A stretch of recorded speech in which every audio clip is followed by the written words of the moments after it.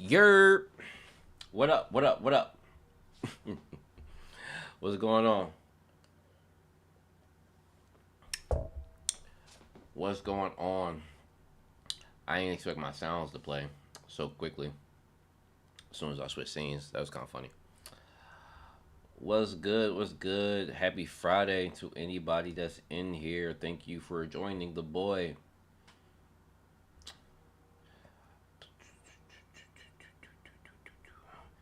And let me throw that chat box up there real quick. Because I do not have it up there.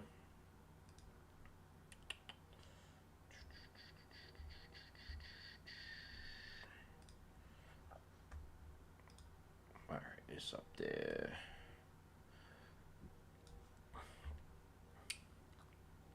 Do do do do do do do do do. Do do do do do do do do do. Do, do, do, do, do, do, do, da, da, da, da. We are going.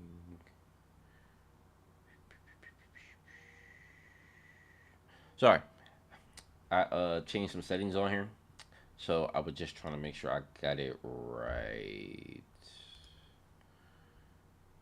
Just trying to make sure I got it right.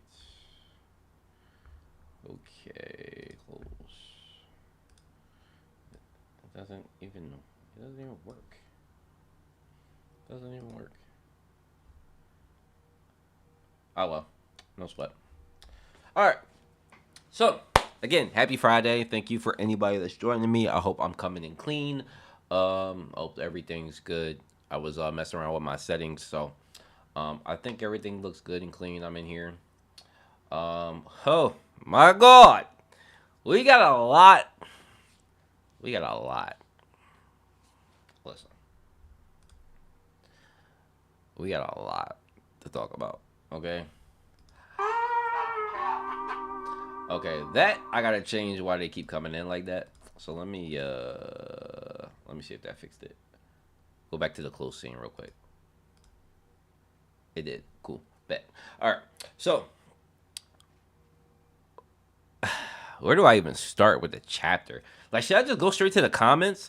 Cause like the video this week, the review this week did absolutely well for me. I'm already close to 1,000 views on that. I know YouTube. The way YouTube works is like the longer video you put out, the more they push it because it keeps people on the platform, right? So because I did a 45-minute video, it got more impressions than my normal videos do, which is cool. Like I sat there and fucking yapped for 45 minutes, and actually I yapped for like an hour plus. If you see me edit this shit, the video was actually an hour plus. So I sat there and fucking in this chair and just yapped for like goddamn hour plus about just Tower of God shit because the chapter just touched on so many points, so many theories, so much shit, fam. I just kind of, I blared, I just blared, I just blared, but I just blared. Like, I just kept going. Like, and for chapters like that, when there's so much shit to talk about, I don't write a script. Normally, my reviews, if you go back any of my reviews, I have a format. I have a normal format. Anybody who's been here a while know I have a normal format. Go through the chapter, talk about stuff in between, talk about stuff after. Normal format. For that, I didn't go through my normal format. I did review the chapter, but I was kind of just spewing shit.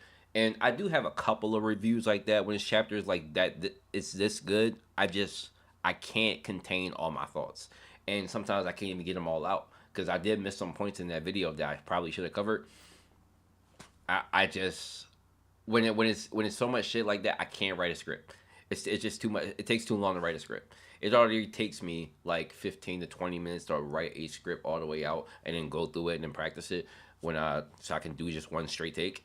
But when it's that much shit to cover, fam, I just gotta raw dog it. Pause. Like little implosion there, but I just gotta do it. So Bomb versus V Reborn confirmed.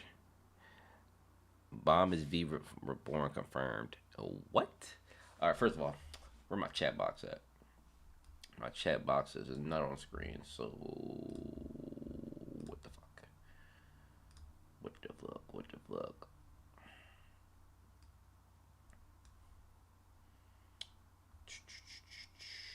Yeah, should be white. Should be a decent size.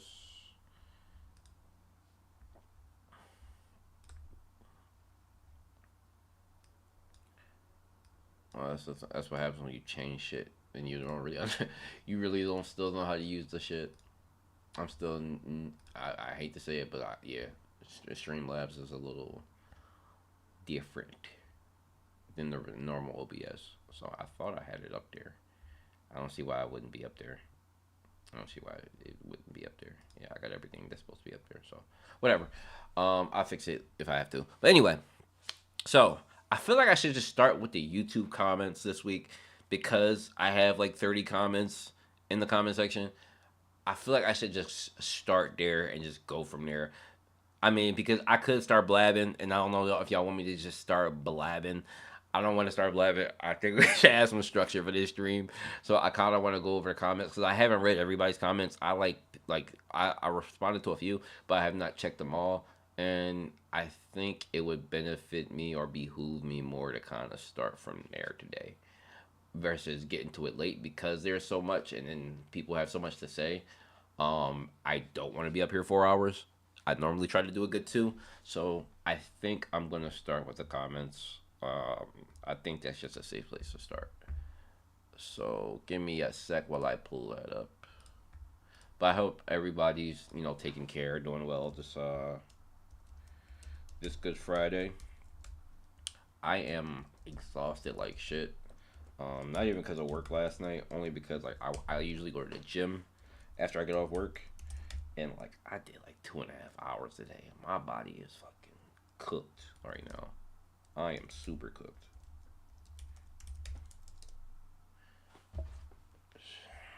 And then I gotta go back tonight because I go by myself, and then I go with my fiance. Okay, I don't care. Yeah, my body is cooked right now. Super cooked. But who's in here, man? I can't really see who's in here. What's up? Talk to me. I know what Loki in here, and thank you, Loki, my boy. I mean, if you don't want to talk, you don't gotta talk. I was just trying to see who was in here. Um, wanted to give y'all a shout out or whatever. Comments. All right, god damn, bro, this is a lot to cover this week, and I got some new people on here too. Shout out to the new people. I mean, obviously, shout out to my normals. Like I always give y'all love, and I appreciate y'all. But I got some new comments from newer people on here that I've never seen comment on the channel before. So shout out to y'all. Thank you for joining me. I appreciate you all. Um, if you like the channel, please share the content. Follow me on the other socials. It's Order a Mark everywhere. Okay, that's the easiest way to say it. On Instagram, on X, it's Order a Mark. It's order underscore Mark everywhere. Same shit. Um, Obama, what's up, Obama? Oh no, you good, brother? I just wanted to know who was up in here. That's all. Sleepy, what's up, Sleepy? I did see you. You commented. You one of the last people who commented. I did see that. I didn't read the comment, but I did see your name pop up. So what's good? What's good? Thanks for being here. All right, let me pull this joint up. Yeah, the chat box is not showing on screen. That's irritating. Oh, that's fucking irritating. I like having the comments on screen so everybody can like see the shit, right? Don't make me go back to normal OBS, man. Don't make me do it. Oh, you know what? Maybe I didn't put YouTube comments on there. But what? Show platform icons. No.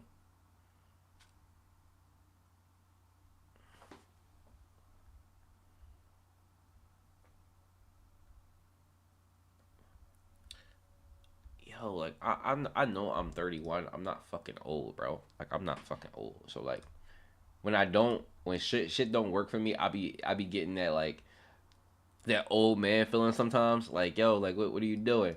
No, I'm not an old fucking man. So like when technology don't work out, that shit it be messing with me. Cause I used to be that kid who like who fixed everything for like my parents and them. Like I fixed the TV, I hooked up the DVD player and all that shit, VHS and everything. I did all that shit. And like even when like it came to like internet dial up and all that, I set up all that shit for my mom and them. So like when I don't get this new shit and it don't work for me, I be getting fucking irritated. Man.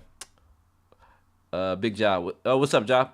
What's good, bro? Hope you all good. Wanted to know more about the 10 family leaders being game testers theory you mentioned in the 630 chapter review. Sure, I can expand on that. Um, so I had mentioned this a few times, and it's never been like a huge thing. It's just like this, like little cool idea. Um, the comparison I made to Tower of God was like Sword Art Online. Like I know people have their gripes with Sword Art Online. I know it's not fantastic, blah blah blah. But I always thought that the structure was similar, in terms of just the setup on how the players are. So it's hard to explain this. So because it's so many ways to go about this, especially when we don't have any definitive. Um, so the 10 family leaders are not the only irregulars that we know about, but it stems from like them kind of being the people who have gotten the furthest. Now, Enryu is a big part of this theory because Enryu calls Jihad like the false king. He's not supposed to be here. He's not supposed to be doing what he does. And then we know from like the hidden floor, the data floor, Zahard is literally like a kid in like a game. Like the saved version of him is like a kid playing a game. He is like he even like with the cape, like the cape is like a big tail. Like bro is living his Peter Pan life. Like just getting stronger, fighting, having fun. That's what it always seemed like the vibes I got from Zahard, like from that version of Zahard. It's just a kid in his wonderland. Like this is what he dreamed of doing, or this is what he always wanted to do. Now, Zahard's choice in convincing the family leaders to lock up the tower to me seems like a thing so they can beat the tower. They don't want to finish the game. Zahard doesn't want to finish the game. He wants to stay in his kingdom forever. That's always the vibes I got. Like why? Otherwise, why lock it up, right? Like you can say that there's stronger beings up top that could defeat them or whatever.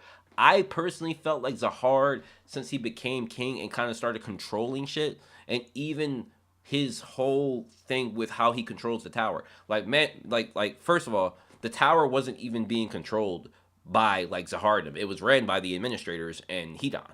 So Zahar like kind of like, oh, let me become king, and then I can make this game funner for you. Like it's kind of the vibes I got. Like I can make things better. I can improve the system. This can be a much better, like intricate system where people can still climb the tower. And then let's make this the final like mega super game is to collect all the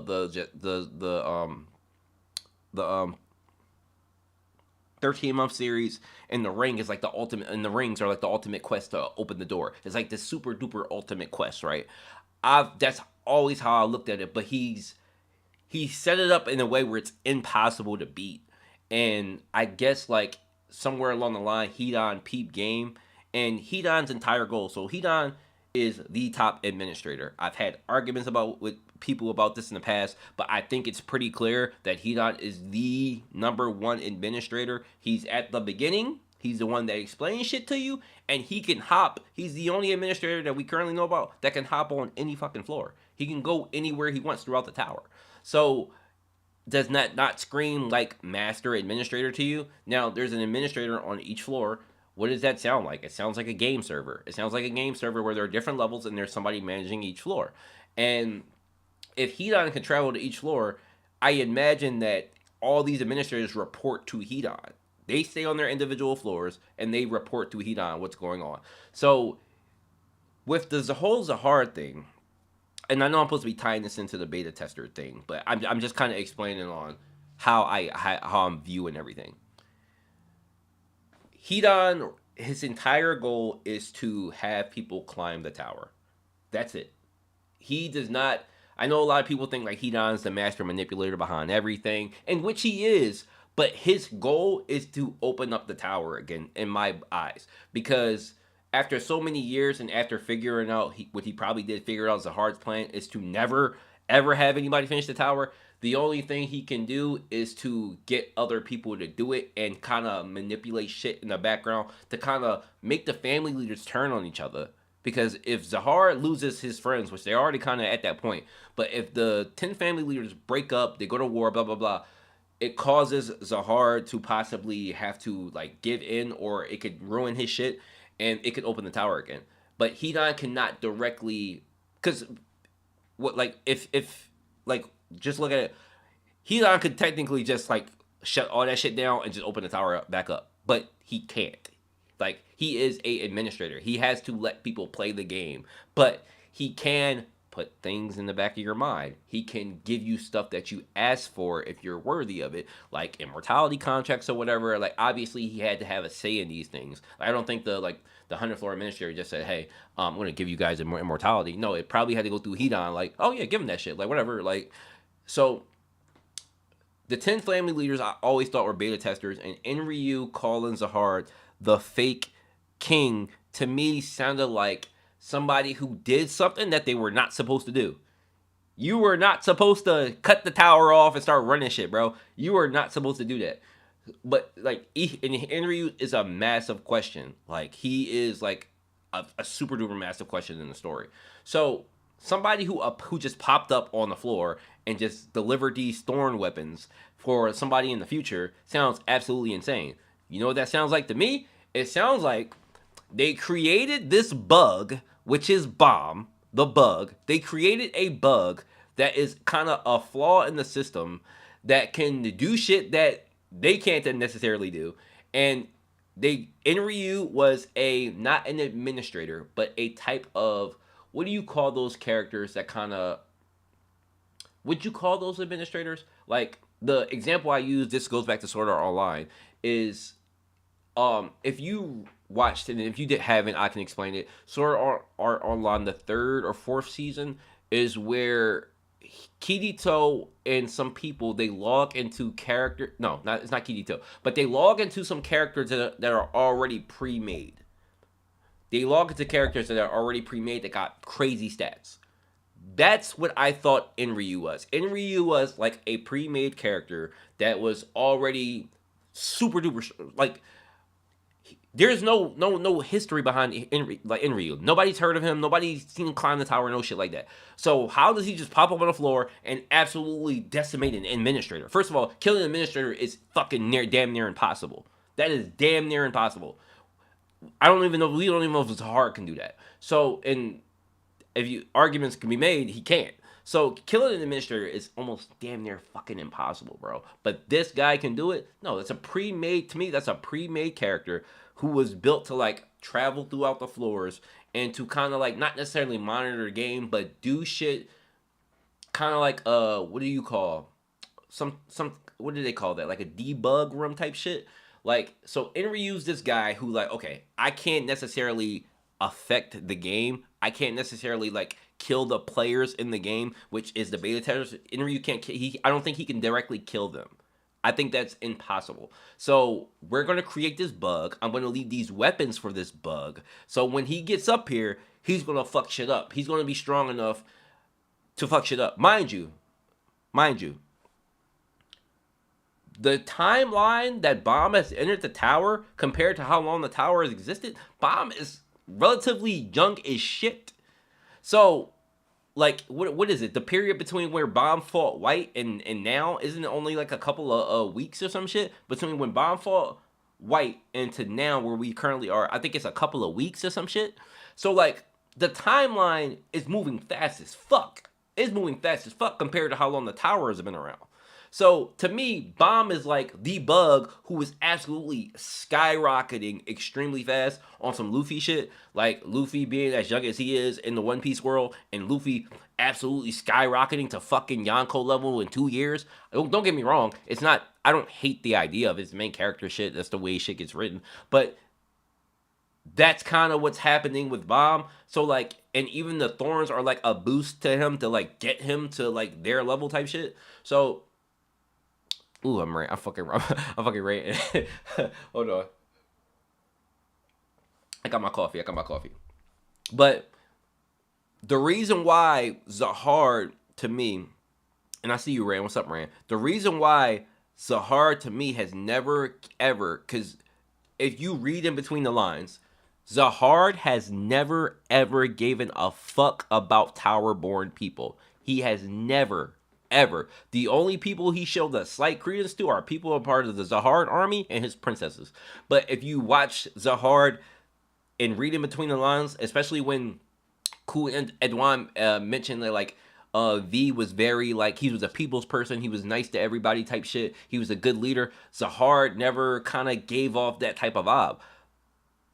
And Zavar, mind you, which we got this recent chapter, Zahard has convinced these guys to not give a fuck about the Towerborn.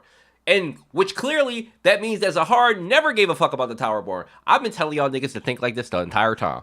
I've been telling y'all to not give a fuck about these bugs. And cause look at the shit they do. If we using trauma as an example, they slaughtered your fucking animals, bro. Fuck them. Fuck them. Excuse my language. I'm cursing too much for you. I'm sorry, but no, that's what Zahar basically saying. Fuck them, bro. Fuck. Why do we care about these nonsense ass beings? Like, so they have always been NPCs to Zahar. And like in my mind, that's how I've always viewed him viewing them. So Maxef. So Maxef is his own entity, okay? And Maxef is like one of the most interesting things about this whole video game theory that like I've been running through with. Maxef can almost damn near just create like he just creates shit. When I think of Maxef, what does that sound like? Maxef sounds like a in-game developer. He sounds like a live service developer. He created the workshop that creates weapons. He created what Enkidu. He just creates shit, like makes shit. Like I'm pretty sure most of the technology, if not 100% of the technology, like that allowed people to live on these floors, was probably created through technology that Maxef created. So Maxef to me sounds like a live service developer, and he stands at the top. Also, apparently, the workshop also is like in between outside and inside. That makes complete sense to me for somebody who's a live service developer. So, I'm just trying to add like the major parts of like an MMO video game, like all the major parts. I think we have like enough evidence to like kind of like put it together. So that's kind of like my theory that I've been going with. And if y'all got like other pieces that y'all want to add in, like like Urek, like he's obviously like that's, and that's why I think they're considered like real people when they speak, they kind of like refer to the family heads and the regulars as like real people type shit.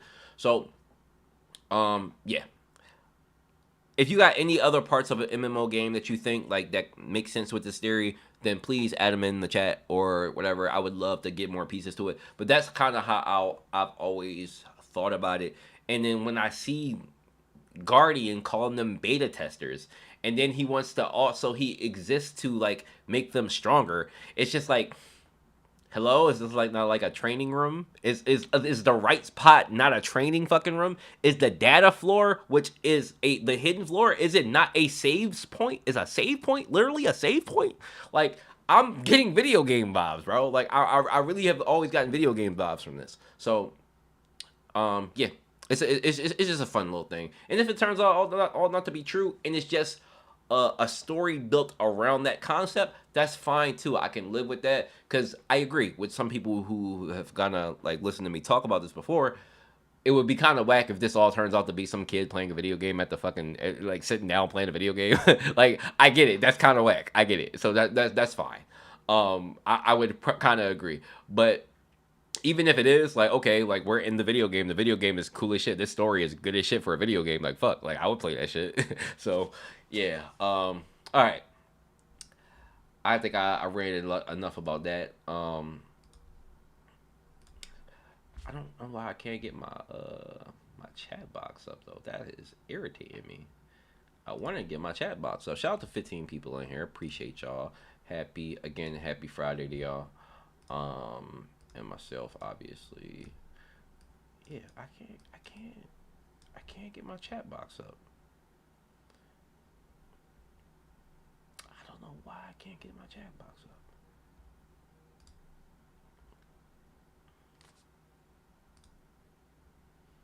That is the weirdest shit. I'm sorry. I normally have it up here and I love having it up here, but I cannot get it up here. It just will not show itself. Oh well. Nothing you can do. Nothing you can do. Supports Twitch chat. Supports YouTube chat. It's supposed to be up. Won't do it for me. Won't do it for me. For whatever reason. Oh well. All right. Let me read what y'all saying in here because I did go on a little long rant right there. Corinne, V versus Zahara. Who more attractive? What are we talking about? Attractive. Yeah. I don't. I'm not at liberty to answer that. But like, if for those who don't know, I support Zahard 100%. I am a Zahard stan. Okay, like, hold on. I'm a Zahard stan. Like, big Zahard stan. Like, yeah, I respect Zahard like astronomically. Like, Mans was able to keep his dream going, manipulate everybody to doing what the fuck he want to do, and start ruling shit. How can I not respect that man? That's yeah, he's numero uno. Okay, even if he turns out to be a coward who did some crazy shit, which he already has been labeled to do some crazy shit, I'm okay with that. Okay, because Mans did what he got to do, and I respect that. So, call me crazy if you want. I'm cool. I accept that. Hey bro, can you read my manga, please? Let me know what you think. You have a manga? Okay. I would say if one of my mods are in here, Rand, I don't know if your link works. Could you drop the Discord link in the chat? Anime boy, if you still in here, drop message me on Discord in the Discord. I don't mind checking it out. That'd be cool. I think that's pretty fun. Yeah, I'll check it out sometime. Loki, I would honestly be a little disappointed if Tower Guy is just a game. And yeah, I know. That's what I was getting at, and it'd be kind of whack, but Zahara got to be sexier. He got the king drip. Depends on Zahara is more like a prince to your rescue, but V looks like that guy who'll steal your girl. V do look like the casual, like good looking dude, like pause, like Omega pause. But V do look like V's reveal was okay. First of all, how did everybody feel about V's reveal? Um, I had no idea where the chapter was going. And then when I seen this man pop out, appreciate you, Rand. Um, I was like, what the fuck? Like actual V. Like bro, I thought in the last flashback we was gonna get V. This just kind of popped up type shit.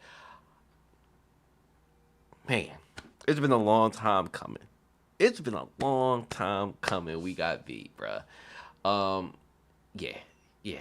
I'm happy to see him. He looks exactly how I would think he would look. Like he looks exactly how I would think he would look. Like I don't know if there's any other image that I could see. Like and I'm interested to see how tall he is. He always seemed like a taller guy to me. But fam, like he's that. If I had an image of V, that's what he looks like for sure. Um, I think he now wants people to reach the top, but only after they suffer. I don't know. I don't know about that, but could be. So is everyone from the tower naturally NPCs? I think so. I think the people who are tower more than NPCs. I think that's how Zahar looks at them at least. Enryu had the source code. He did. He absolutely did.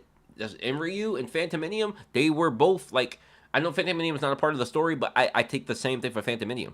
Him being able to access level shit is literally developer level power. Like him being able to literally write whatever the fuck or like create whatever he wants is like literally like game developer power. Like you create a character to walk around and just do shit to see how shit interacts with shit. That's literally what Phantominium is. Um like a character that was established before the game had rules. Like that's literally what he is. See Rand, I'm hoping that's not the case. Source code would be pretty accurate. Like they leave the tower Loki. And another good way to look at Tower Guy, which I've said many a times, Tower Guy is a lot like the Matrix. For those who have never seen the Matrix, Bomb is fucking Neo. Bomb is literally Neo. Like they have all the same archetypes, fam.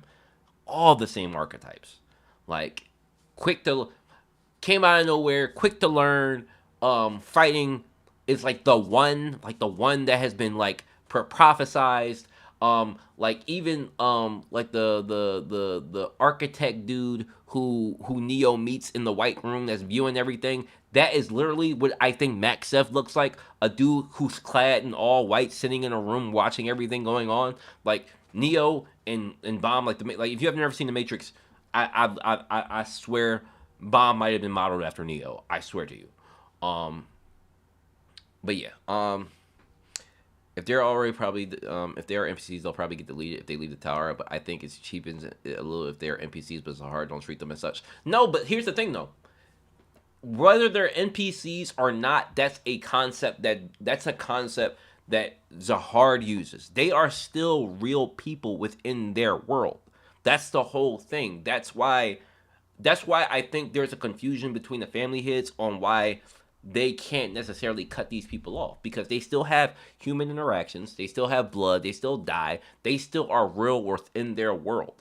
But to somebody who's a real person that came from outside their world, it's like going to another planet. Okay, you may see these aliens as lesser beings because I'm a fucking human. What the fuck are you? Like, and given that they entered this world, they don't. Zahar sees he's. I think he sees it as a game, and they're not necessarily real people to him because I come from the outside world where shit is really real. Y'all motherfuckers is not real. Y'all live in this fucking game world. So that's how I think he looks at it.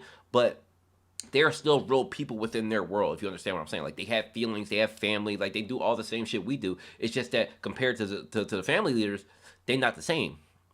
Especially when they're overpowered, like they're broken, like regulars are broken. So you likely to gain a god complex naturally. If you are more powerful than anybody, you're likely to have a god complex. So that's what they kind of have. Um, if they're NPCs, they'll probably get deleted. I read that. Everyone took I fucked them literally, and Tromray took it figuratively. Nah, facts. Like Ed, just like that may be why he don't care about breeding so much because it's like y'all not even real people. Like, um, and that's also why I think like the family leaders who do have kids with other family leaders, why they kind of treat those kids differently, right? Like Gustang, obviously Gustang's family is manufactured now that we know that, but we've seen Gustang literally like confront Trump about Annie, um and he's like concerned about her. Like, you took my daughter away from me. Like, that's the first time we seen like a family leader like legit show concern over like a child, like a real child of theirs. Gustang's real child that's made with another real woman is his real daughter. So like he really absolutely gives a fuck about her. Um, the workshop apparently exists outside the tower, right? Interesting theory. Wanted to ask because I've never thought of it from that perspective. Yeah, I think it's just a cool concept. It don't have to be real, but it's definitely a lot of similarities to like how you create or build an MMO video game to the Tower of God. It's like it's undeniable. It's a hard to do. Hey, Obama, watch that shit, bro. Watch that shit, bro. Um, yeah, you got for that. I'm gonna use this. Stop the cap. Zahar is the goat. All right, watch yourself. Um, Mark would be Caliban of the series. What? I can't even deny that. I had to process it for a minute. I can't even fucking deny it. I might be a Caliban type. I might just I'm crashing out over Zahar. I ain't even going cap. I'm crashing straight out over Zahar. Um Zahar is the kid who never shares his toys and then doesn't get why the other kids don't like him.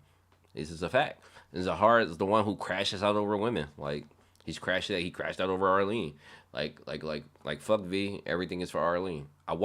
He wants his princess in his world. That's all he wants. He wants his fairy tale and his fairy tale princess. The guy supports Simp Zahar. Despite what you say about Zahara being a simp, I can understand that, but Zahara is the one that runs shit. How many simps do you know run shit? So he can simp over a woman, but bro's a boss. Despite what you say, bro's a boss, and he took what he wanted. That's what I respect. I respect the work that he put in, the manipulation tactics, the fucking over V and Arlene if he did. I respect that shit. Bro did what he had to do to get what he want. Now, did he get Arlen? No. But did he take over the fucking tower? Yes. Respect to that man. So stop playing with my name. Stop playing with bro name, bro. Zahard is like that, okay? Um, V came through like the GOAT, real MC vibes. Respectfully, yeah. I can't like V's character off the rip is so hard to dislike. If you dislike him, and you might dislike him for his looks. Like, so I have some people have some like little titters about his looks, but that's the only way. Like, bro, the way he came out, the smile and everything, bro, is already hard to dislike. Like, and what we know about him from the past, you not liking V is literally you probably being a hater. Like, and I can't deny, like, bro got some, he got some bobs on him. Yeah, I agree. V looks like he what he should look like. He looks like Bomb, but with blue eyes. Yeah. Facial construction is a little bit different, but yeah. Probably why Thug made him look like that. Okay, I like the theory a little bit more now, Mark. Cool. So does it become a game once you're picked to climb the tower? Um, so I I'm trying to understand what you mean by that, Rand. Like what does it become again once you are picked to come? You mean like the NPCs? Um, the NPCs is real for them. I think it's real for them. Um, but a part of me believes, and this goes with the outside God theory. I don't think the family leaders can necessarily die. I don't think they can die really. Like, okay, Bomb being the son of V and Arlene to me, and this is a I've never really talked about this theory, because it's something that like I've recently thought about. I don't think the irregulars can really die. They can die in the game. I don't think they can really die. Bomb being revived by the outside God has never sat right with me. That sentence has never ever sat right with me. There's a God that exists outside that can revive niggas. That shit has never sat right with me. To me, this is my own shit. Since this is a video game for irregulars, if they go outside, they basically get revived. That's it. Because this isn't their real world. It's their game character, their their Shinsu body dies. But outside of that, they can go outside and they'll get revived. They can go back out and come back in and still be alive. That's how I've always viewed it. But it's been hard for me to like put that into concept because I've always in the back of my head like hated the outside God theory because a lot of people have made so many theories about this outside God, the outside God, this outside God, that, the outside God playing this, and that. I've never liked that idea that there's this God that exists outside that can just revive niggas. Like, what the fuck are we talking about? Because, like, okay, if that's the case, right? Like,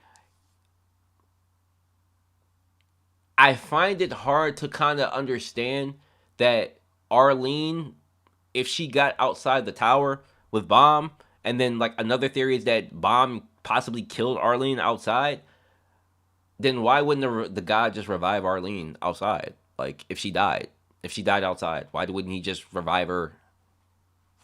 Or why couldn't she just be revived? Like because like right, like Arlene got outside with Bomb, right? If Rachel also got outside, which she did, why wouldn't Rachel simply beg and plead if she loved Arlene the way she says, beg and plead the outside guy to revive Arlene?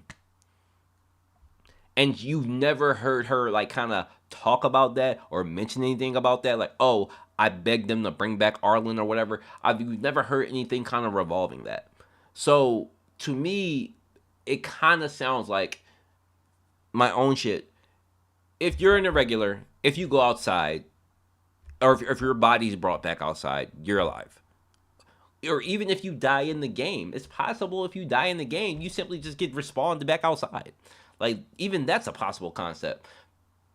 I would think. But that's my own shit. No theory to back that up, no shit. But it's just the outside God thing I've never liked that. I've never liked that. um this like one entity being this entity that could just revive niggas. No. Maybe it's the fucking game company. Maybe it's a gaming company that created the fucking tower. Maybe it's a game company that revived Bomb. Like, oh yeah, we're gonna rebuild your character and send you back in. Like maybe it's that. But yeah, I don't know. I've never liked the outside guy thing. I've never have. Um, yes, I respect Zahara too. If he was in One Piece, he would definitely have Conqueror's Haki. Oh, without a doubt. Mark was cheering when Zahara was choking Bomb to death. I ain't gonna lie to you, Rand. I was more excited to see Zahar in the flesh, in the face, and his drip and everything than watch Bomb get choked out. In that moment, I did not give a fuck about Bomb getting choked out. I ain't even going cap. I ain't even gonna hold you. I ain't shit because I ain't give a fuck. I'm like, oh damn, Bomb about to die. Like, oh, well, you fuck with the king. You in the king spot. You just defeated the king save spot. Like, oh well, if you get choked up and yoked up, motherfucker, you get yoked up. I was more interested in seeing Zahar's face for the first time. Like, oh, this the king? Yeah, yeah, he that dude. Um, but maybe the outside guy has no power inside due to heat on. I the way I picture it, Loki, and I'm going back into the video game theory. I don't think the developers of the game or the people who created the tower, like people like Maxef and the people on the outside who created this tower video game, they don't want to fuck up their investment. Okay, that's kind of how I see it. If it's a video game and it's supposed to be a massive video game, a huge video game, they're beta testing it. It's supposed to be this massive game. Because mind you, I don't think time outside flows the same that it does inside. So that's just my own concept. But just I don't think that time flows the same. Um, I have no theory to back it up, but the time frame kind of it just I don't know. I don't know if the time frames are the exact same, and I wouldn't be surprised if they weren't. Actually, the way if you actually look how Rachel and Bomb entered the tower, um, if we are to believe that Bomb entered the tower right after Rachel, it seemed like a very long time had passed after Rachel had entered the tower. So I'm likely to believe the time doesn't flow the same.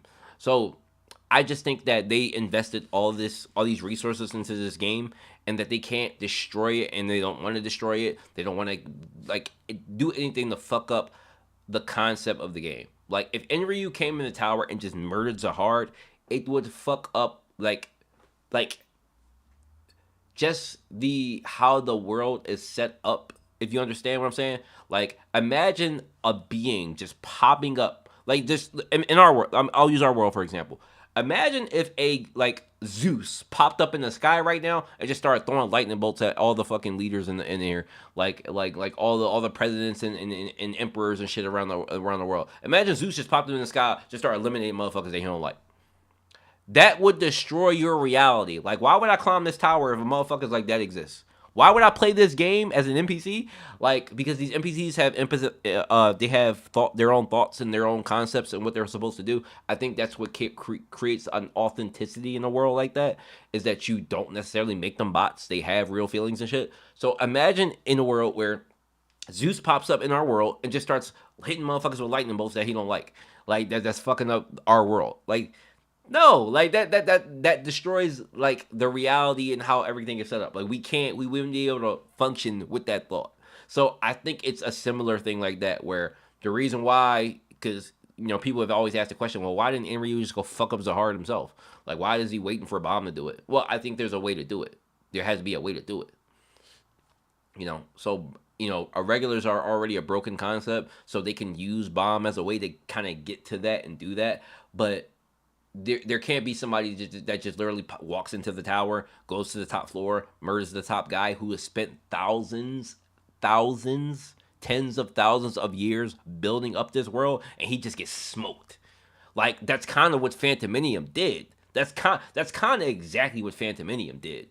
He didn't kill Zahar, but he kind of just walked in and started fucking everybody up. Like that's why Phantominium is that's why he's number one.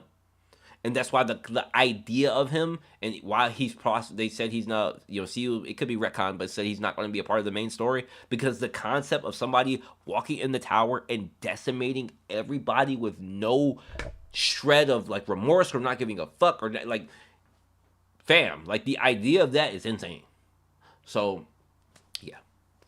Well, we can't say young Jihad never cared. Adult Jihad, yes, but over time he got corrupted. The same go for other Arlen and other 10. I'm more inclined to believe that Zahar has always thought this way. He's always thought this was a video game. I think everybody else was more just cause of the way he frolics around in capes and shit. Excuse me. I'm more inclined to believe he's never really gave a fuck. Like he's only like in here to really like be the best. Like Zahard is like the epiphany of like nerds. Like, excuse me if I don't mean that in a derogatory way, but you know how some people, like I've heard people like in high school and shit talk about they wish that some video games were real so they could live in the world type shit. That's literally what Zahard is. Zahard is like, oh, I wish Naruto was real. I would go be a fucking ninja. I would be the best ninja in the world. I would nin. Like that's literally what Zahard is. Like Zahard got his fucking wish to like live in another world, to do like to play a video game in real life and be in it. Like, don't get me wrong, I'm a realistic person. But I do have an imagination. The concept of One Piece existing in real life is a cool ass concept. I think that's fantastic. But I'm like, I know that can never happen. Like we're fucking human beings. We have limitations. We have rules that exist. But the idea of these worlds existing, if somebody created a tower right now, like the Tower of God, like created a real life video game that's like Tower of God, or that's just like One Piece or Naruto that we could enter and play it like a video game. Oh my God. You know how many people would buy that shit and literally live in a simulation? We kind of got shit like that now. With like the VR shit. People literally sit on VR all day and pretend to be motherfuckers that they are not. Okay? It's the same shit. It is the same shit. So that's kind of, Zahard's like, oh, but it's not VR though. Like, I'm really here. Like, no, it's not no fake shit. I'm really in this motherfucker. I'm really a ninja. I really can do shit I can't do at home. Okay, I can jump on 12-liter buildings right now. Like, like what? Like, don't get me wrong. Me speaking it right now, that shit sound like fun. Like that shit sound like so much fun. Like what? I could go be a ninja for real? I can. What? Then like like that. It sounds like fun. It does. So for somebody like Zahard, who may have not like had like a decent life outside, yeah, it could be that for him. But there can also be the other side. There also could be the other side for somebody like thee or somebody like Arlen who actually have family members on the outside of this world that they want to go see. They have brothers and sisters, they have mothers and fathers, and like I'm pretty sure they understand that time doesn't flow the same, but they could want to like finish this shit. I don't want to live here for 10,000 in-game years, motherfucker. I don't want to do that. I got family and shit outside. What if you had a girlfriend? I mean, they entered where they were young, so whatever. But like, if you were an adult entering the shit, oh, I got a wife outside, bro. I got kids outside. Like, I want to get the fuck out of here. Like, I don't want to be in here. Even looking at Urek, like we don't really. I don't know Urek's age range, but like even if Urek entered as like already a teenager, like Urek can, like he wants to get the fuck out. Like okay, like this was cool. Now I want to get out. Like Urek literally wants to get out. I don't want to be here no more. This was cool, but this motherfucker's Zahara lock shit up, and like I basically can't finish the game unless I defeat this motherfucker. But like Zahara, and maybe the reason why Urek doesn't want to kill the family heads. Maybe Urek doesn't want to kill the family heads because they're real people. Because they're real people. That literally could be why Urek doesn't want to kill and doesn't want to fight them. They're real people. That literally could be it. It could be. So, yeah. Shit. I've been fucking ranting today, man. Like we haven't even really talked about the chapter. I've been fucking ranting. I have not really talked about the chapter today. Holy shit. We already almost an hour in. Well, we can't say. I read that. Here's a theory. What if it's not a game at all and Zahar just thinks it is? That also could be a thing. That also could be a thing. I just use the basic knowledge that we know that they entered from somewhere else, the outside world. That it's video game like tendencies. That's all. Um, yo, what's up, Chevy? How you doing? Um, I haven't really even talked about the chapter. I've been on here an hour. I've been talking about the concept of the tower, the video game similarities, everything else. Because somebody asked about it, and I kind of went on a long ass tangent. Um, all right. What I say 50 minutes ago? I'm supposed to be pulling up the YouTube comments and talking about this shit. I still haven't done that. So let me do what I was supposed to do and talk about the chapter. This is how I end up spending 2 hours on this motherfucker. Y'all just let me talk. Y'all just let me talk. Fuck that. I got off on Fridays, okay? I got off on Fridays. I'm not supposed to be up here yapping. That's why my fiance be up with me. She be upset at me when I be spending like 2-3 hours. She don't be mad, but she like I be spending a lot of time when I be streaming on my off days. So her ass not even here right now though, so she be alright. Alright. I had the comments up, so let me pull those up. I gotta stop yapping. All right, because we got a lot of comments to go over, and this is exactly what I did. I ended up doing exactly what I said I wasn't gonna do at the beginning of the stream. I wasn't gonna yap about shit. I got debated.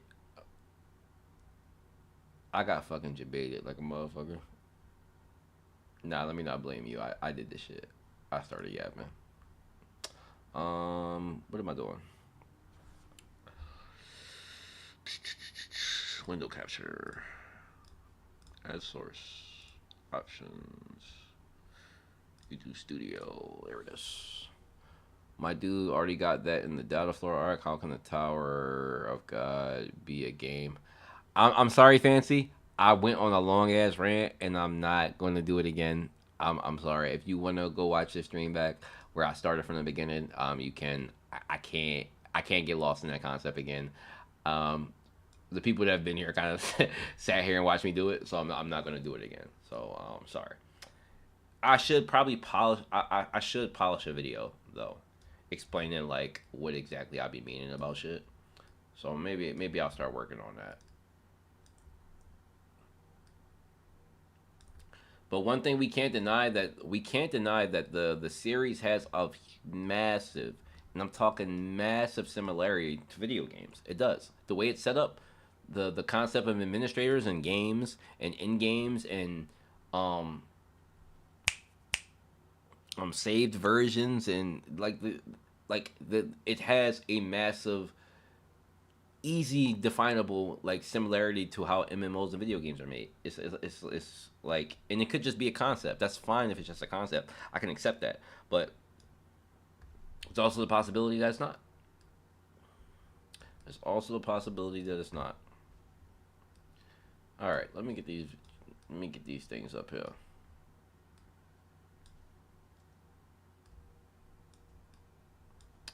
All right, let me minimize myself. Alrighty. Let me crop that a little bit because I don't need this side of me. Alright.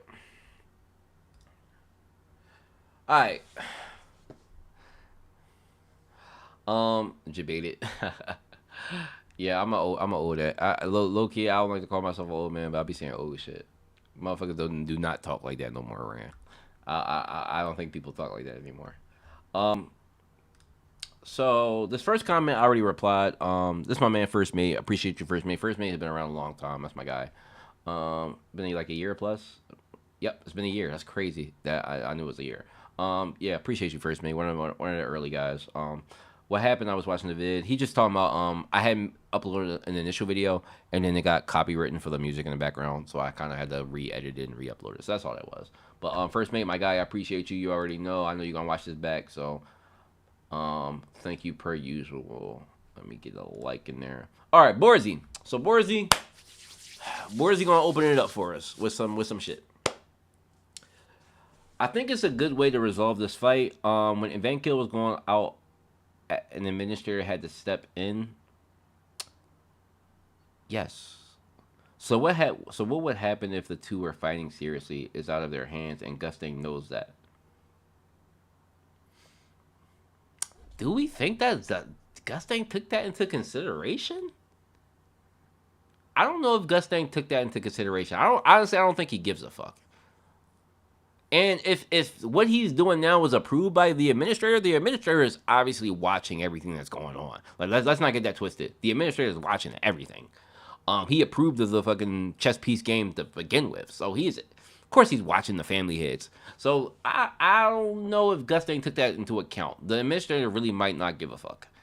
Um, Especially since like the game had to be approved and like the players probably had to be approved too. Like he probably like I'm imagining Bellier went to the administrator and said, Gustang's going to be a player, Trom's going to be a player, the two irregulars, two family heads are going to be players. So the administrator probably had to take into account that these motherfuckers might fight. It's a part of the game. So I don't know if Gusting really he might have took that into account that shit will be allowed. Um, but I don't think it had anything to do with like destruction, unless it like got really messy where like everybody started dying in the area type shit. Because like that's the thing with Enryu. Enryu was slaughtering everybody on the floor. That's the difference between like him and like everything else. Enryu, the reason why the administrator got involved is because motherfucker was slaughtering everybody on the floor. Everybody was catching red spears, bro. Everybody. Like, you get a spear, you get a spear. I don't give a fuck if you were desecrating Arlene's statue or not. I don't give a shit. All y'all catching spears. So the administrator had to step in, like, all right, you gonna smoke my whole floor. You can't smoke my whole floor. So like, yeah, you gotta box me. And he ended up getting his head boxed off. But yeah. Also, I hope we see that Tron was a normal guy who couldn't handle the loss, and so he started cutting out his emotions until he became the psycho. Why y'all like Tron, bro? Like, why y'all like this weirdo, bro? Y'all want to redeem this motherfucker so bad. Get the fuck on. I don't want this motherfucker to be redeemed, okay? Fuck him, all right? Fuck that man, all right? Who that down there? I know I'm late order, but I'm here for the you was right, my nigga. You were right, Kill. You can have your right, okay? You were right about the family heads being able to kill each other. There you go. There you go. Um, yeah. So back to this. And I think the loss brought Tron to the point of erasing all his emotions with either V or Arlen's disappearance. So that goes back into the shit I've been saying for months now. Is that these motherfuckers are emotionless? Okay, they have removed their emotions. And there's the fiance. Let me close the door.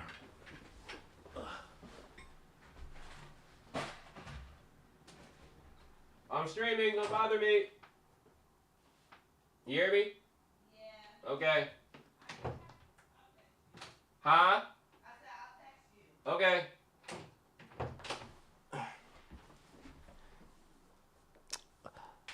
All right.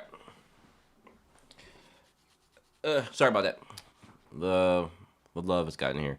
Appreciate it, gang. How much I missed? You ain't missed nothing. All I did was talk about the concept of the tower and being like a video game. That's the only thing I talked about in the whole first half of the stream. I got suckered into talking about it, even though I was supposed to talk about the chapter. I didn't talk about the chapter. So here we are. Yeah, the emotions thing. So, yeah, no. I think especially with Trom suffering such a heartbreak, he had more reason. He absolutely had more reason to like remove emotions. Like the love of his life, kind of didn't reject him, but realized that like motherfucker, you are changing. I don't like you. It would be easy for Trom to be like, okay, now it's time to cut all this shit off. Like love, lose that. Sympathy, lose all that. Like it's easy for him to do it because he kind of lost his love. And I'm willing to believe that like Gustain went through a similar ordeal when he broke up with fucking Blossom. Like a lot of these motherfuckers probably just like start cutting shit off. And even with like Zahard saying this chapter, we started pressing buttons, we started pulling levers. That all and even with the side note just says that's all emotions. That's all emotions. They start pulling shit down, which is what I've always assumed because they seem like fucking robots, fam. Like the family leaders have always felt like just sovereigns at the top who don't show any emotion. They are just you die, you die. I don't fuck with you. Blah blah blah. That's it. The only time they show a little bit of emotion is with each other, and that's because they have relationships. But in terms of the masses, they don't give a fuck about the masses, bro. But was it always like that? No, it wasn't. It wasn't always like that. I absolutely have no reason to believe it was always like that. I think it was like that for Zahard, and that's why it was easy, maybe easy for him to convince them to do so. Like, oh, I've never given a fuck about these. I've never given a fuck about these NPCs. They've always been NPCs to me. Fuck them. Okay? I need y'all to be on the same type time because we about to run shit. Because you see when we don't run shit, these little motherfuckers do little dumb shit like this. They think they can attack Trom's animals and shit like that. No, fuck them. And Trom, you gonna have to stop caring about your animals a little bit, bro. Like, you gonna have to cut them feelings off, all right? Because, like, they just little fucking animals. You a god, all right? Be a god. Like, put your big boy pants on. That's fine. That's kind of what he did when he sat in the chair. He grabbed his hand and said, listen, I've been trying to tell y'all motherfuckers to stop caring about shit, okay? Like, you don't gotta care no more, fam. Like, fuck that. All right, we gonna hem these motherfuckers up. They got your animals. We gonna get them, but I need you to follow me, bro. I'm the king of shit. Follow me, all right. I'm not gonna lead you down. Oh, you ain't gotta feel like this. Like literally touching this man's hand in the chapter and saying you ain't gotta feel like this. You ain't gotta feel like this, all right? You a goat. You ain't gotta do this. That shit was diabolical. I ain't gonna cap. Like Zahar's a fucking devil, bro. Zahar's sitting there really in Trom's ear, like, yeah, Trom. Like I've been telling you, you ain't gotta do this. All right, you ain't gotta feel like this. Fuck them. All right, you've been low key starting to feel like this. You know you a good man with a good heart. Yeah, you ain't gotta be good to these motherfuckers. These little motherfuckers ain't shit, bro. Like we really can whip our shit out and walk around and put it on anybody. Like pause. That's the type shit they on. That's what the red light district is. Like yo, they do what they want to people. So you know, for somebody like Trom, like okay, let's do it. Like fuck it. Like fuck everybody. I'm on what you want. Like you making this easier. You making me feel better because Gustang doesn't understand because he has a wife and kids. Motherfuckers don't understand. But Zahar, you understand me. You get it. That like that's the whole vibe I got from that little conversation that they had. Like I see why Trom is loyal to Zahar. I see because he's able to understand more than I think any other family head could. So especially like Trom got denied by his girl. Trom got absolutely denied by his girl. Who else goes been through that? Not Ed, not fucking Gustang. Neither one of them ever had to go through that. Zahard has absolutely been through that. Like, yeah, bro, I can relate. My girl never wanted me either, but I'm gonna get her. I'm a murder her man's. This man V. I'm a plot. You gonna plot with me? We gonna set his ass up and crash out on his dumb ass. And that's exactly what they did. They got V the fuck out of there. You hate to see it. They got that smooth motherfucker the fuck up out of there. Diabolical, but that's my king though. I respect the grind. Okay, I cannot help but respect the grind. Just waiting for us to address the hard challenge is dangerous while V was undergoing revolution. Yo, stop disrespecting my king, bro. My king is the king plotter. Okay, my king is big brained out here. All right, he's doing the thing. He's doing the thing. V shouting. I'm pretty sure you mean V. V shouting is dangerous is because he was filled with fear in the beginning, and Wayne Non Caracabas all show the same baseline fear and need for control. That's a good point. Do you call people that support Trom zookeeper? Yes, they're zookeepers. They're zookeepers. Yeah, they're absolutely zookeepers. All y'all with y'all fucking listen. Hold on. This is how I view people who support Trom.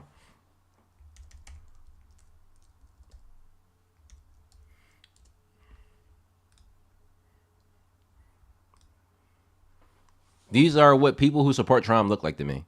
This is y'all all look like this girl right here. Y'all all look like that. Y'all want to be a part of his zoo. Y'all want to support his animals. Y'all want to support all this shit he got on. This is y'all. This is Trom supporters. Okay. All right. Now we understand that. That shit's hilarious. y'all the zookeepers, fam. It's all good. Y'all do y'all thing. Do y'all thing. Y'all with a zookeep. Hey, look. Well, who am I? Who am I to judge the zookeeper gang? That y'all maybe y'all relate to that shit. Maybe y'all had a cat and y'all related to Trom. Y'all care about y'all cat. I got a cat. I love my cat. I love my cat. All right. Hold on, the fiance text me. Okay. All right, back to the comment. I'm making too many jokes today. I'm making too many jokes. V next chapter, the robots. Wait here, I will handle the rest. That's literally what he's probably about to do. He about to solo them joints while everybody else training. Um. Anyway, he's no random family head. He's one of the most important characters to the whole story. Also, I think we'll get way more lore about this, about the ascent and about the separation from V and Arlen. Still think it's wild that you predicted the whole emotions thing so long. Yeah, I don't. I'm happy to be right about it because it's one of those like there are certain theories that I care about more than others, and this emotion thing I've cared about a lot because that I was pretty locked in on. A lot of theories I talk about, I might not be too many locked on. Like the whole beta testing. This is a video game type shit. I'm not locked in on that theory. I think it's just a fun concept to talk about. But the emotion thing is something like I was absolutely adamant on. So I'm just glad to see that like parts of that are coming true. Now how they do it is the big question because like we did get you know the dragons being able to like take Trom's emotions and shit. Like we did get like pieces of that, but I really want to know if there's like a definite way to like do shit, right? Coward beta tester checks out.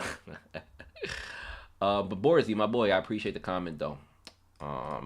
Appreciate the comment. Moving on. We got Loki. Loki's in here. Okay. So smart of CU had a flashback in the middle of a fight. No one can say they were expecting this. No, no. This chapter, and to CU's credit, fantastically done. Fantastically done. Especially the end drop with a reveal like V. Fantastically done. On chapter 630 goes down in history, okay? We get a V reveal, absolutely 10 out of 10 type shit. Like, it's not even just the reveal that was good. The chapter was already going good with the shit with Gustang and him, and even the flashback, we were already getting good. The V shit was literally icing on the cake. So, yeah, no, that this is one of the best chapters of the year by far. It's not close. Like, there are other chapters that are 10 out of 10s, like a few, but this was like definite. Like, oh shit, this is good. Like, I'm pretty sure y'all all did the same shit that I did when you saw V. Like, I already thought the Gusting and Trom shit was cool. But when we saw the flashback and then we saw V at the end, I rolled out of my fucking bed. I was in bed with my fiance. I rolled the fuck over out of bed and started screaming. I started fucking screaming, bro. Like, what the fuck? What the fuck am I seeing right now? Shit was hype. Whenever a series can do that for you, you know you loving it, you know it's good, you know you enjoying it. Like fuck whatever the Koreans saying. I think they give it a decent. I think they gave it like an 8 out of 10 this week. But if they were denying this chapter, fuck them. Like they just tripping. This shit was beautiful. Anyway, the anima theory is pretty strong though. Zahar started his manipulation so early is crazy. Fam, I think Zahar been like ever since Zahar. Honestly, I think Zahar's manipulation stems from Arlen, right? Him, it's pretty much to me because a lot of series, and I made the comparison about um Zahar to other characters who manipulate shit over women, like Tokyo Revengers, the dude Kisaka or if I forget his name, I'm sorry. The dude, the brown skinned dude with the glasses who died recently in the anime, he did everything for the girl. He what's her name? Hime. I don't forgive me if I remember the names. I'm in part of their names, but he did all that shit for her. All that shit just to get her. Literally, he proposed to her. That's the same thing that Zahar did to Arlen. Like these motherfuckers come with the most intricate plots. This motherfucker is going back in time trying to manipulate Mikey into all this shit, all to get a girl. Fam, these niggas is crazy, okay? Yo, yeah, they simps. Okay, they simps. But these motherfuckers is devious. Bro, motherfuckers will put their brain into ultimate overtime to get a girl, bro. That shit is insane to me. Like, holy. Imagine you being at your peak mental, like, mentality of, like, planning shit and being the boss and everything to get a girl. These motherfuckers crazy. I can't even fathom that shit. But that's basically what Zahar is. Like, bro did everything just to get Arlen. So I think with Zahar, when he pretty much seen that V and Arlen are not separating, they're not breaking up, bro started planning in the back of his head. Okay, And then V tried to also in his world. Again, the tower is Zahard's world. This is his fun world. This is his Peter Pan land, his Wonderland. He doesn't want to leave. V is trying to take that and his girl from him. Fam, yeah, I'm mounting the fuck up. Fuck you talking about? You're not about to take everything I want. You already got my girl. Now you trying to take my world too? Yeah, okay. Murder, murder. I gotta murder her too. Murder. Look, I'm sorry. Maybe I can clone her. Murder. Like, listen. That's why I respect parts of Zahar. Zahar's a savage motherfucker, bro. Like, he really is. He really, like, despite him being a simp over Arlen, bro is an absolute fucking savage, fam. Absolute savage.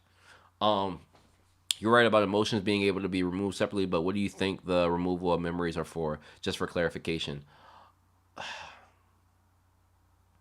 I think they just remove traumatic events. That's it. Um, like it's one thing. Like that's why I always thought they were separate. Um, the removal of memories is just to like just forget an event that you don't necessarily want to care about, and then the removing of the emotion is just like I don't want to. I don't want to. It's kind of like okay,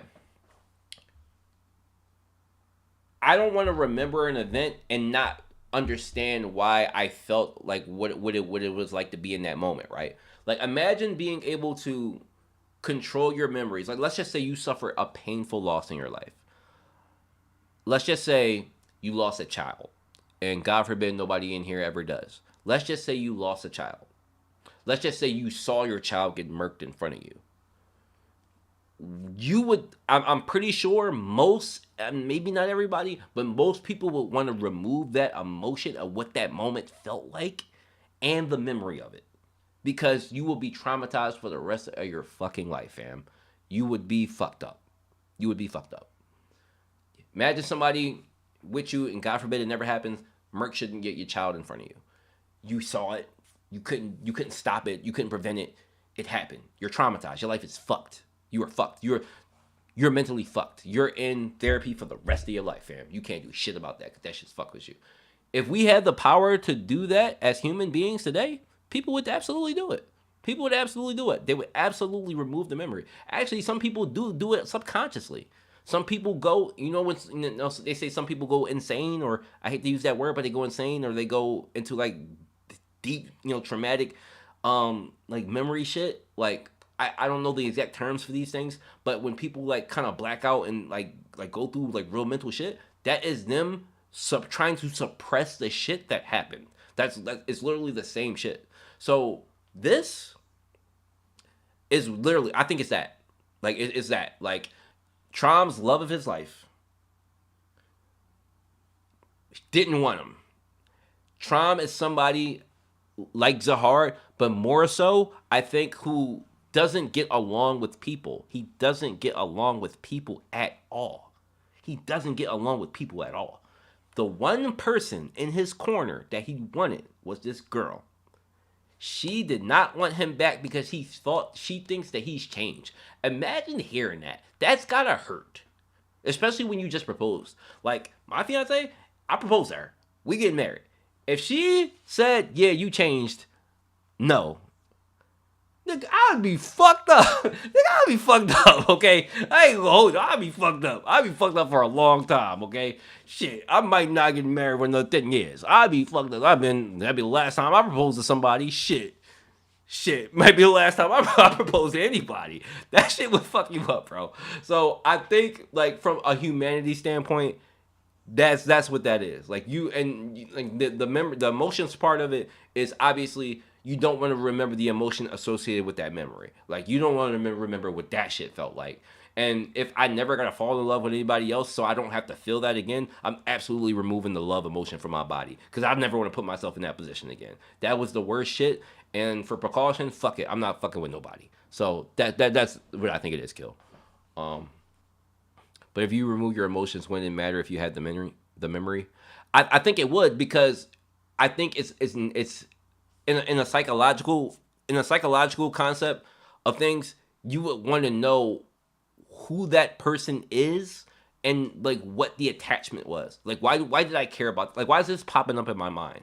Why is this? What's the significance of this? Like, we are curious people. This is exactly what happened to Gustang. Gustang has bits and pieces of memories of shit, and he's like, I don't remember what the significance of this is because I removed the memory, but I know some shit happened.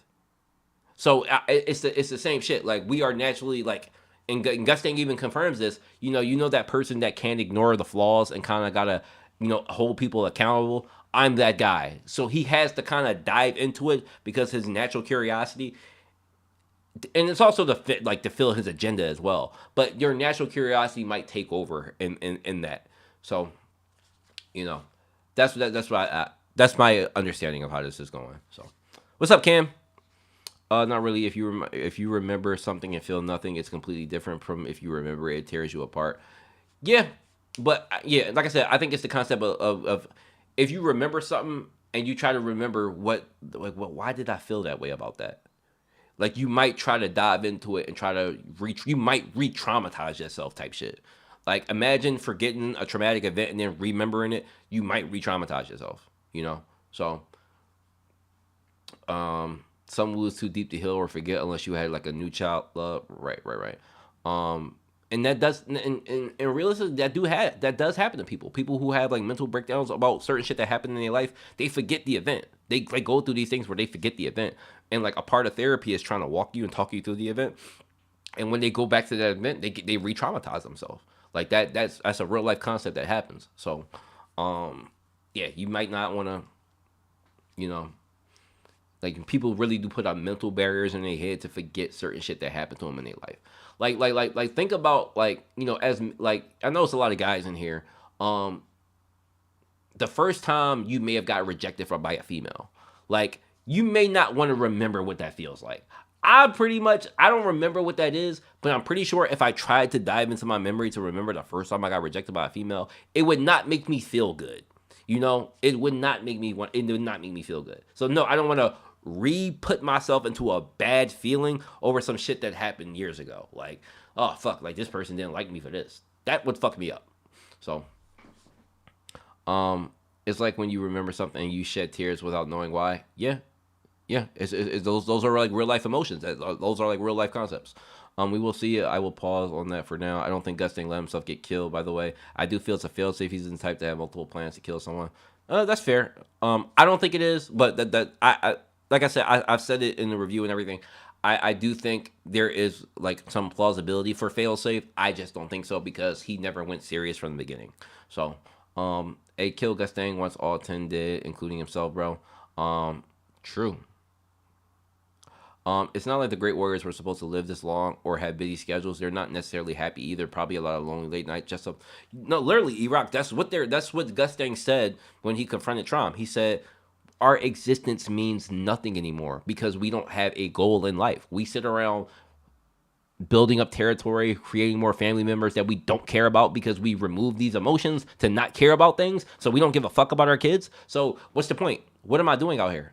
We remove certain emotions from ourselves to even care about certain shit. So I don't care about these fucking NPCs no more. I may have used to, but with Gustang, the only person he cares about is his real daughter. But I don't care. Like, what are we doing? Like, we literally just existing. Like, what's existence without life? Like, what like, think about what life do they actually live? The family live. What do they actually do every day?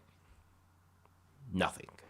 There's no. You can't die. That's like the concept of death is a double-edged sword because it causes you to do things in life differently. You know that you're going to die one day, so you act upon doing stuff that you may not do before you die.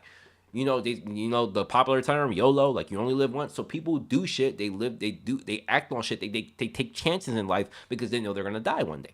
And maybe that realization doesn't come to people a lot. Like, sometimes it takes like somebody close to you dying for you to realize that life is short and that you need to act. But that's the exact opposite of what the family leaders are going through. They have no fucking agenda. They can't do anything. There is no goal in life. That is a piece of shit existence, bro. You are literally just a bot. You have nothing. For at least for Gustang, if he had his wife, life might have been more culpable, but And somebody like Trom doesn't give a fuck because he's never had like any human relationships really to even go with anyway. But I think, and with a lot of Trom fans here, I think y'all are waiting for good guy Trom to unravel so we can understand more about what he actually feels, what he actually thinks. And if we get that layer behind it, I'm okay with that. But for somebody like Trump, it seems like he doesn't care. He just wants to sit in his bubble and sit in the fucking cell phone position for the rest of his life. Like, bro, what? I'm not doing that. Yo, yo, yo. Trump wants to sit in the cell phone position for the rest of his life. Your legs don't get tired, bro. Like that whole nest, fam sat there on his ship with like this the whole time. Bro, your legs don't hurt. Your shit don't ache. Damn, it must be good to control Shinsu or be powerful because you don't get aches and pains in your fucking knees, nigga. Like, damn. But all right. Let me continue with the shit. Sorry, I be going on these rants today. Let me continue with the shit. Um, the back to Loki's comment. The family has definitely have fallen to apathy and stagnation. I don't think the scales have ever been used because of the cost. I think he got it but never used it. I don't think that's true. That part I don't agree with. I think that the scales had to be used in order. Gusting had to do a noble blood sacrifice to use the scales for the irregular for Trom, but I think the scales can probably be used normally. Like they can probably be used normally. Like he literally had to give his life to get it to do what it actually did. I think maybe on a normal whim, he may need to sacrifice like some animals or some shit, or like some just like a lick of blood. But I don't think like especially since the judge came out and already knew Trom, so it's pretty clear that they already used it before, right? And they seem pretty. He seemed pretty familiar with them. He had a friendly familiarity about him. So yeah, they absolutely used it before. But I think they used it to judge people who committed sins against them. So, for example, the people who murdered Trom's animals, and I said this in the review, the people who murdered Trom's animals, I think that they may have used these scales to be an impartial judge. Because the family leaders maybe at that point hadn't had a proper kingdom set up where everything needs to be dictated, and Zahard and the family leaders may be impartial because it's them personally who are being attacked. So you need an impartial being to give judgment.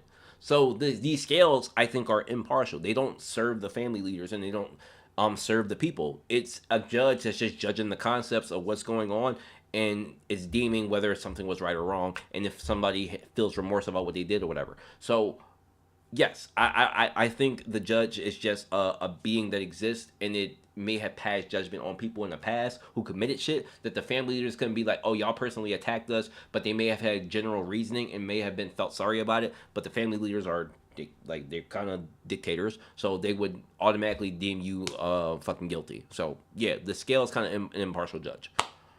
Just to put it in simple terms. All right, need some coffee. All right. Also, if Gusting is dead, will Dumas disappear? That's a good question. I did see some people ask that question too. Um, if we did get a POV change, obviously, if we get a POV change and Dumas isn't dead, then Gusting's not dead. I think that's pretty definitive. Like, even if we do a flashback, right? Because Bomb may be fighting in between the period right now where, because we don't know the timeline right now, right? But if Bomb is fighting while Trom and Gusting are fighting, then unless Dumas stops moving or disappears temporarily, which I think that would be a stupid thing to do. I don't think that's gonna happen. So I don't. That's why I don't technically think that Gusting is technically dead. Um, all everybody that's created through him would have to basically disappear right now. So Thompsons are narcissism. But that's not true. That's not true. That's not true. That's an assumption. Let me backpedal on that. That's not necessarily true. They can be they possibly could be independent of Gustang. They could be independent. Like they could be their own forms of Shinsu. It's only when because they die on their own as well. When they are created, they die on their own. They don't. We haven't seen like we didn't see Tiara die and then the Shinsu in her return to Gustang. That's not what happened. So actually, no, I don't think Dumas and anybody else created would return. They only return once they serve their purpose.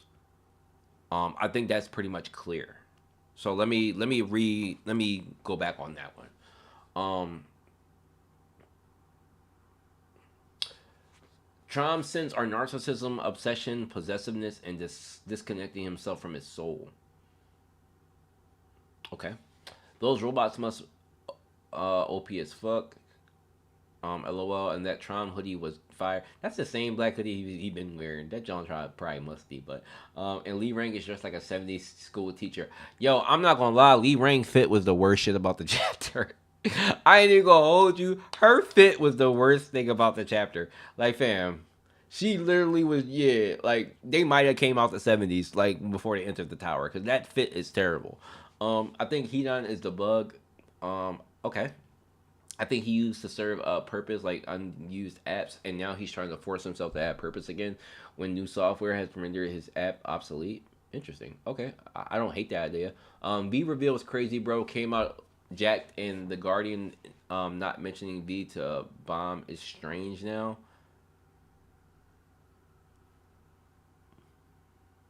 That's a good point. That is a good point. That is a little weird. The Guardian has never talked about V.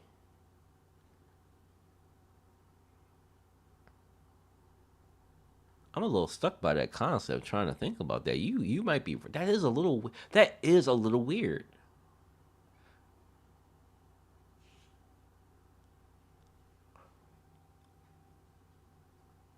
I'm trying not to give the Guardian too much like flack because he is the Guardian and him memorizing people, but they're the beta testers and there's only a handful of them. So him not remembering V or not mentioning V is a little weird. It is a little weird. Okay, I can rock with that. Why that would be a little strange. I mean, if anybody got any justification on why he may not say nothing, I'm open to hearing that. But I can see why that is a little weird.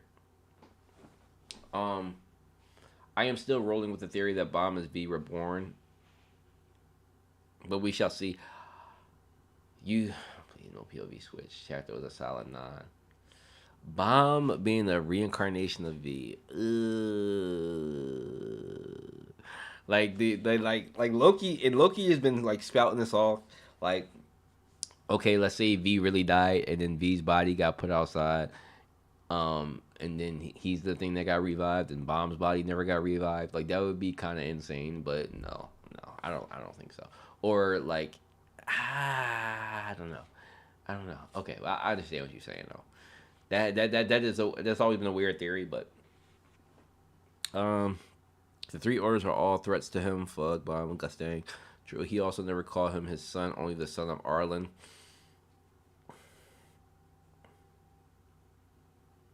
It says Zahar and the 10 leaders erased all records of Arlene and V, bro. But does that apply to the Guardian, though, Cam? The Guardian is a whole nother concept. Like, he exists to kind of train irregulars, right? Like, he exists to train irregulars. So, I don't know how they would erase his memory of V. That sounds kind of crazy to even say out loud. Because data because data Z couldn't remember V. Data Zahar couldn't remember V or Arlen either.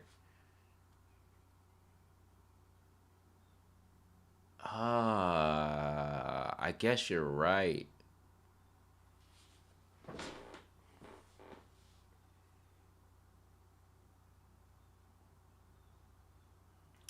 But what would be the purpose though? Because that's assuming that other are like Zahard can't see bomb.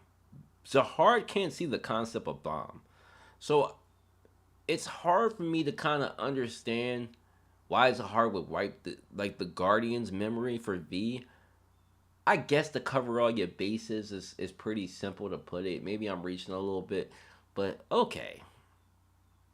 Okay. And they do mention Arlen all the time. You're right about that. Uh, okay. That is a little weird. I can see a little bit of inconsistency there, where it would be weird that like V literally doesn't exist, but Arlen might exist uh in the verse like as a name because of Zahard's love for her, but V could have been just like wipe this motherfucker out. It could. I'm not stuck on that, but I can see a little bit where that might be a little bit hazy. Okay, a little bit. It's not a big thing, but thank you, Loki. I appreciate the comment. E-Rock said you cooked. E-Rock ain't right now. He said you cooked. You cooked on that. Good shit. But nah, that was a great comment though by you. Jay Sewell. So Jay Sewell says, who's Jay Sewell? 2 months. Okay, he's newer. Okay. Appreciate your comment, Jay Sewell. I didn't think about it as deeply as you laid it out, but I definitely got the feeling that Gustang's death was part of his plan, and I've thought for a while the he's ready to die if need be. So, and I've had some pushback on this concept that Gustang used a failsafe, that this wasn't a plan. I'm sorry. I'm sorry. But this was pretty much a plan to me, okay? If Gustang's number one thing is his library, he should have came out with the shit. What did Gustang do new in this fight against Trom? We got disconnection. That was new. The Megalodon. That was new. We seen some new shit from Trom.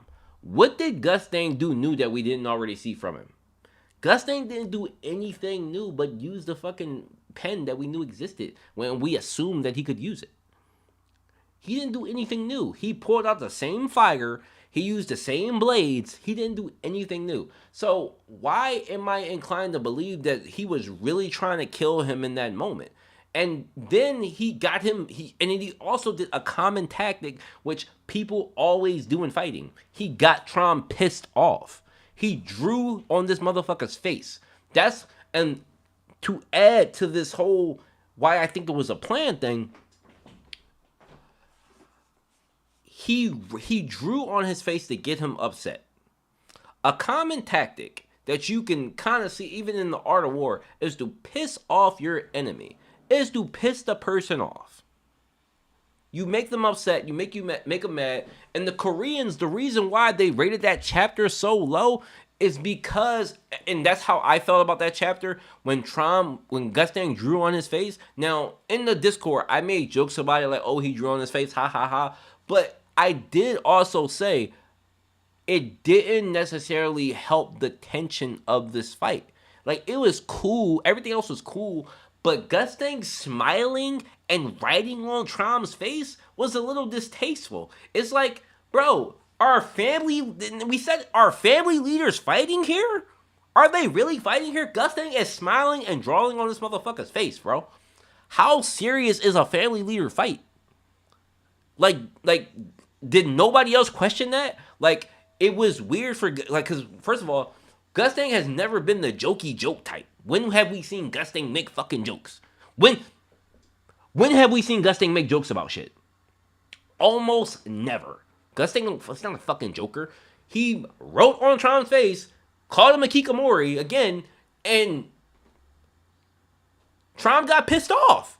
And so he started going crazy. He started pulling out shit. So, fam, he led him into like getting pissed off, going crazy. So, like, this, it's easier for, I think it makes more sense for me to believe that this was a part of a plan. I know how to get under your skin. I know how to make you go serious. I know how to make you do what I need you to do, so I can do this. That was pretty much clear to me, fam. I felt weird about it when Gusting did this shit because it's totally out of Gusting's character to draw on somebody's face and laugh.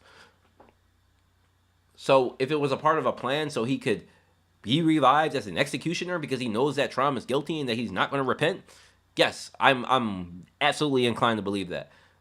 Could he be wrong? Yes, but no, he's not going to be fucking wrong. Like that would be, fam. I tell y'all what. If I am wrong,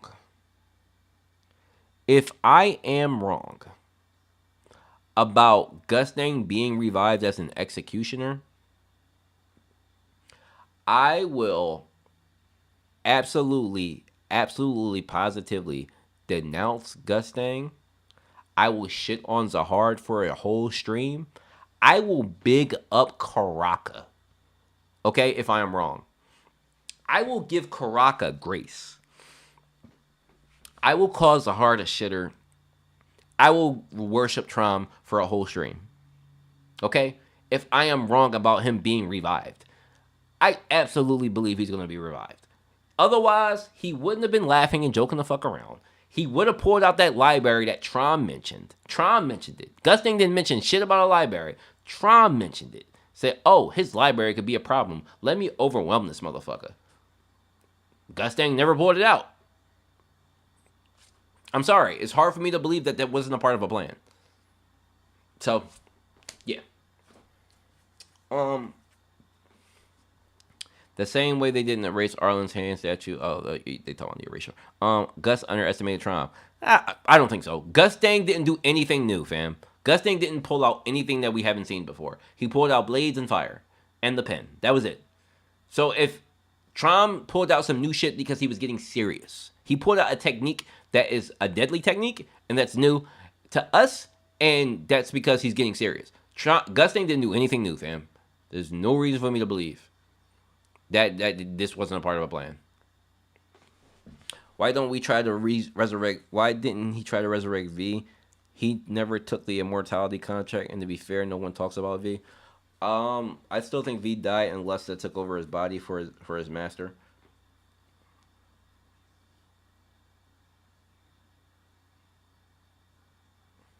Did anybody do any side by sides of Lustek and well, no, there is no side by sides that would match because I think Lustek he still looks the same. So no, never mind. Resurrecting V, I don't think he could be resurrected, to be honest. Yeah, I have no reason to believe that he could be resurrected. But anyway, I think it's part of a pen, not just the soul plan. I think it's part of a pin. I'm not sure what you mean, Kill. But not the soul plan. I think it was a plan. I think it was a plan. I don't know. I definitely don't think it was a failsafe. Sleepy. Everyone thinks that he didn't take the immortality contract. Everyone makes the assumption because he died. Y'all losing me a little bit. I ain't gonna cap. I'm gonna continue with Jason's comment though. Plus oh, you mean plan? I think it's part of a plan, not just a soul plan. Okay. I think it's more to it, but I definitely think that part of like that doing that being revived as an executioner thing was absolutely a part of a plan. I don't think he did that just in case he got overwhelmed by disconnection or he just got overwhelmed in general. Otherwise, he would have been more serious. So, plus, didn't Bellier say that he wanted to die? That's a good point. I don't know if he meant in that form though. I don't want to. I would be reaching if I agreed that that Gusting said he wanted to die just to be revived. Like as a I think that would be a little bit of a reach if I use that as a way to support it. So I'm not gonna use that as a support. I wouldn't say that. I can't remember if Gusting straight up told him that if he just picked up on it, but he definitely been giving off those kind of Gusting has definitely said that like we need to be destroyed. We are sinners. Like he's seeking destruction. He has said that. He has said that he's seeking destruction. But he's never really talked about his own demise, as in like I need to be killed type shit. So I can't really speak to that part of it. But he has alluded to some shit. Like you could use like some allusion to it, but not necessarily like I want to die to be resurrected type shit. Like nobody like saw this coming. So. But thank you, Jay Sewell, for the comment, my guy. I appreciate you. You rocking all the comments. Okay, we got Rand in here. I can't wait for Tron to beat the case and Gus stays dead. I'm gonna laugh so hard, but I can be wrong. But with the trial, we get Tron's flashback, which I think in the point of this trial, it's not about the sins, it's about the Tron's heart, and that base level of Tron is a good person. Y'all, 6 of y'all motherfucker like this shit. Y'all zookeepers stick together, man. One thing I say about y'all zookeepers, y'all stick together. Cause what the fuck? Man, get the fuck on. Y'all in this good guy Tron concept gotta get the fuck on somewhere with that shit. Good guy Tron, fam. I'm about to make a Chucky the doll meme, the good guy, and put Trom's face on it because y'all want good guy Tron so fucking bad, bro. Get the fuck on with that shit. That nigga is not a good guy. I don't care what y'all talk about. That motherfucker is irredeemable. Fuck that, okay? Get the fuck.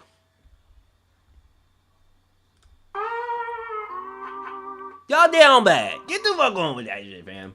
Hell no. That fucking tribe shit, man. But anyway, like I said, if I'm wrong about it, I will denounce Sahar for a whole stream. I will praise Tron for a whole stream for being able to being able to repent and for being a good guy. I will support all his scientific nasty shit. I will give Karaka a fucking the biggest ups ever. Like I will do all that shit. Okay, if I'm wrong, if Gustang doesn't get revived, but that would be, to me, that would be terrible for the story if we did all this shit for Gustang to not get revived. Like it would be kind of silly. I mean, we gonna get flashback and important lore shit, but yeah, nah. Taking Gustang out the story would be bad at this point. So, I'm not saying that he can die later on, but it would be bad at this point. Because imagine Gustang dying right now, then like what happens? Like Trom takes bomb, the revolutionaries fight Trom. Like what the like I can't even imagine what happens if Gustang's not there. So the war is over. Like I don't. Okay, I'm not liking Rand's comment. Get the fuck on. Get the fuck on. All right. As a simp, Mitsuki calling herself a simp. As a simp, V is good, but not that good. You know. What do you mean? I need a Drewski meme. What do you mean by that? What do you mean by that? 423 same. I saw so too. I can't. Oh, can I check her timestamps? I'm not gonna do that. It'll make the. Well, it's not gonna make it lag, but I hope it doesn't. It'll probably take me off the page. I can pull up my own video type shit. What's that? Forgive me. I kind of want to see what she's talking about at 423.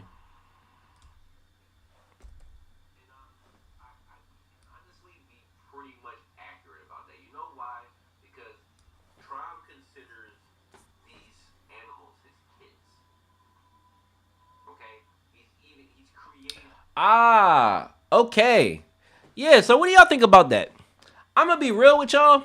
When I said that, I thought about that shit on the spot. That's why I love kind of doing reviews sometimes where I don't write scripts.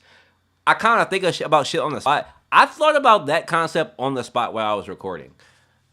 Do y'all think that eighth son that Trom supposedly cried about was a fucking animal? Because now that we know that Trom can make, like, literally birth out animals, they would technically be his kids. And based on what we know about Trom, he don't and Ran, you said that he don't give a fuck about his experiments. His kids and all them motherfuckers are experiments. That's what you said. That's what we talked about in the Discord. These motherfuckers is test tube babies, so he don't give a fuck about them. So what is this whole thing where Trom got upset? And he was upset that his eighth son, or was it seventh or eighth son that died, that was killed by the Hidden Grove? Explain that shit to me. You gotta explain that shit to me, fam. Okay? What's the dealio with that? I might think it's an animal, to be real with you. I thought about that on the spot. That's I think that's it's hard now. Everything that we know about Trump, it is extremely difficult for me to believe that he was upset over one of his kids dying, like one of them, one of the fucking like the ones that are being killed. It's hard for me to believe that. It'd be hard for me to for me to believe that he got killed that Robodon died. Like, and if it's his eighth son, maybe it's one of his early kids. So, uh, he got rid of those feelings. You motherfucker. He's using my emotion concept against me. You motherfucker. That's a good answer. That's a good answer. Fuck. That is a good fucking answer. Shit. I've been had. I've been had. I thought I cornered this motherfucker. I've been had. That's a good answer. That's a good answer. Maybe he removed the feelings after the fact. I can't deny that. That's a good fucking answer. He might have removed the. That's a good fucking answer. Watching his kids die might be a thing. Might be a thing. Watching his kids die he might have removed it from him. That's not bad. Being that Trump can live forever, watching his earlier kids die might be something he reconsidered and thought to not care about them anymore. That's not a bad that's not a bad concept. I can almost believe that. Good answer. Good answer, Rand. Good answer. Good answer. Okay. He might have been upset from a position of pride, like it was his kid, like Holland, an early experiment. That's true. It could be that too. It could be that too. It could be like the fact that the Hidden Grove are basically the Hidden Grove. They're fucking a rogue group. So it could be that something that he made himself was killed by the Hidden Grove could have upset him because it's something that he created himself and it was killed by the Hidden Grove. I'm inclined to believe that too. Okay, those are good answers to supplement that. I would take those. Who's out here thinking that they didn't plan his death? It's Gustang. Who's out here thinking that he didn't plan his death? It's Gustang. A couple people in the chat don't think that Gustang planned his death, and that's fine. They plan to believe it. I just think all the clues are there. But hey, Gusting is trying to Batman his way out of out of this. What do you mean Batman? Okay, Mitsuki, that was a good catch though. I forgot about that. All right, back to this. Is it like this thing I saw over the internet where people prefer puppies and kitties over human babies and say they are cuter? Like with the yeah, yeah. That's literally if it was one of his experiment kids, then yeah, he kind of preferred them over like normal humans. 1735. Oh, never thought about that. Now the scale wants him to feel guilt to pass. All right, what's 1735?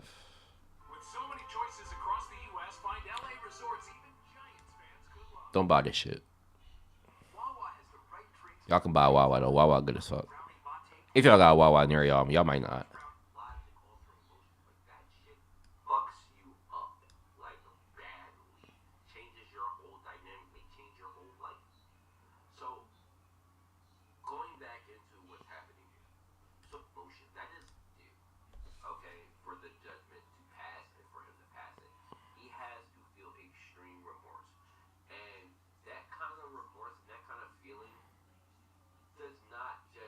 Oh, okay.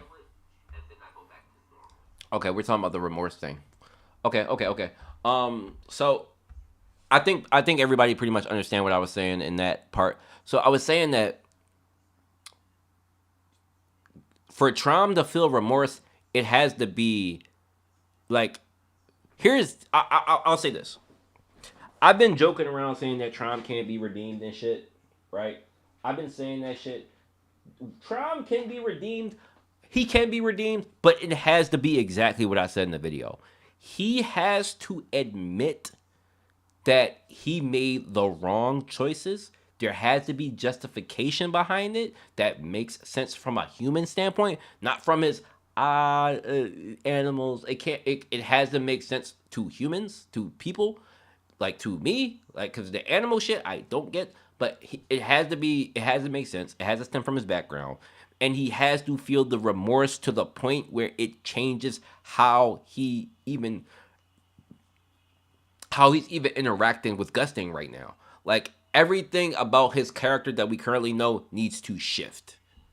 If you like, he needs to shift. He needs a complete 180 for me to believe that he's remorseful and that like this judge is gonna forgive him. Because right, like the thing is, Trom has to feel guilty. He has to repent and apologize, and he has to feel it. I use the comparison of Harry Potter because with Voldemort murdering people, the only way that he could be redeemed is if he the only way that he could restore his soul is that he felt an extreme remorse, the kind of remorse that destroys your entire body. So I'm not going that far with it, but it destroys your mindset, your entire like 180. Like Tron would have to completely change. So that's the only way I can see him possibly me giving him a little bit of credence to being redeemed to the type of character he is right now. Can he do it? Yeah, of course he can do it. It's hard for me to believe it. It's hard for me to see it. And it could be like him being reminded of V and seeing V again and everything else because he don't remember V. If that shit happens, it's one. It's not bad writing. I don't hate it because I don't. Don't get me wrong. Some people might think this. I don't necessarily want Trom to die. Like it doesn't have to be Gusting versus Trom. Trom dies. Trom doesn't have to die. If we get though the background of why Trom is the way he is, and it like 180s a bit to where he turns into a like the good guy Trom that y'all want, I can live with that. I actually might prefer that than him straight up dying. But it's I don't see it right now, and we're not supposed to. I'm trying to, because we make predictions, we make thoughts. I'm trying to understand Trom's character from that point that would make him so warped into the fucking person that he is. I'm trying to grasp that shit, and it's hard to. But that's also a part of pretty good writing, and if it makes sense later on, kudos to fucking CU for absolutely being able to mold a character like that. But as far as the remorse goes, if Trom can actually do that, one, that would mean that Gustain doesn't get revived, which I would be absolutely fucked. I would be fucked. I would be fucked. But if he does like 180 forgive, holy shit. Now, I think more people are believing that he won't because Gustain has to be revived. But if he does, just know, like, I just need zookeepers to understand, if Trom does repent and like try to like be forgiven and shit, he's not gonna be the same nigga y'all know right now. He's gonna be a completely different nigga. So yeah, I forgot about that point. Thank you, Mitsuki. Having Trom genuine feelings after Amweez and Enkidu, I find that hard to believe he loved another child like Gustain loved any. I find that hard to believe too, Kill. I agree with you. I think the trauma, literally the trauma from that, I can't see it. I can't see it. Yeah, it's hard. It's hard to believe that. So, Mitsuki doing good with these comments, man. She really watched the video. Trauma is done for. 3643, haha, I believe you, but kinda want to see it on curiosity in that. Okay, what does she mean by that? They said that they were better beta testers. I would put it down there if you want to go see. Oh, that's this. Okay, she's just talking about the beta tester theory, which I talked about in the beginning of the stream. So I'm not gonna go into that. But Mitsuki with the big fucking W. Big fucking W. Zenu. I can only stay for only a moment. What's up? What's up, Zenu? Been going almost 2 hours here. Wasn't planning to stream this long, but it's turned out to be a really fun one. I've been fucking ranting today. Okay, so whenever you watch this back, you'll be, anybody that watches this back, thoroughly entertained. We talked about a lot of shit so far, and I still haven't got through all the comments. So, Zenu, let me scroll up. I thought you put a small comment this week too, didn't you? What the fuck is this? Hey yo, hey Zenu, what the fuck is this? What the fuck is that? 1, 2, 3, 4, 5, 6, 7, 8, 9, 10, 11, 12, 13, 14 fucking words? What the fuck is that? What the fuck is going on? Yo, in my Discord, you are called the Master of Scriptures. This is not Master of Scripture shit. What is happening? What the fuck is happening? He is currently not the Master of Scriptures. Isn't that your rank in the Discord, Master of Scriptures, or is like Master of Text or some shit like that? What the fuck is this, Zenu? Nah, you took a day off, huh? You know what? You're consistent every week. You can have a day off. You can have a day off. I just need to. When I was at work last night and I saw that shit, I said, "What?" I was looking for the read more button. I was literally searching on your comment for the read more button. I'm like, what the fuck is this? What the fuck is that? Zenu, what? A sentence? Nah, not for this chapter. Not for this amazing chapter. Zenu put a sentence in. Oh no, something wrong. Something's wrong. But you know what? You can have your day off. You can have your day off. I need you to be back on form next week, though. You got to be back on form.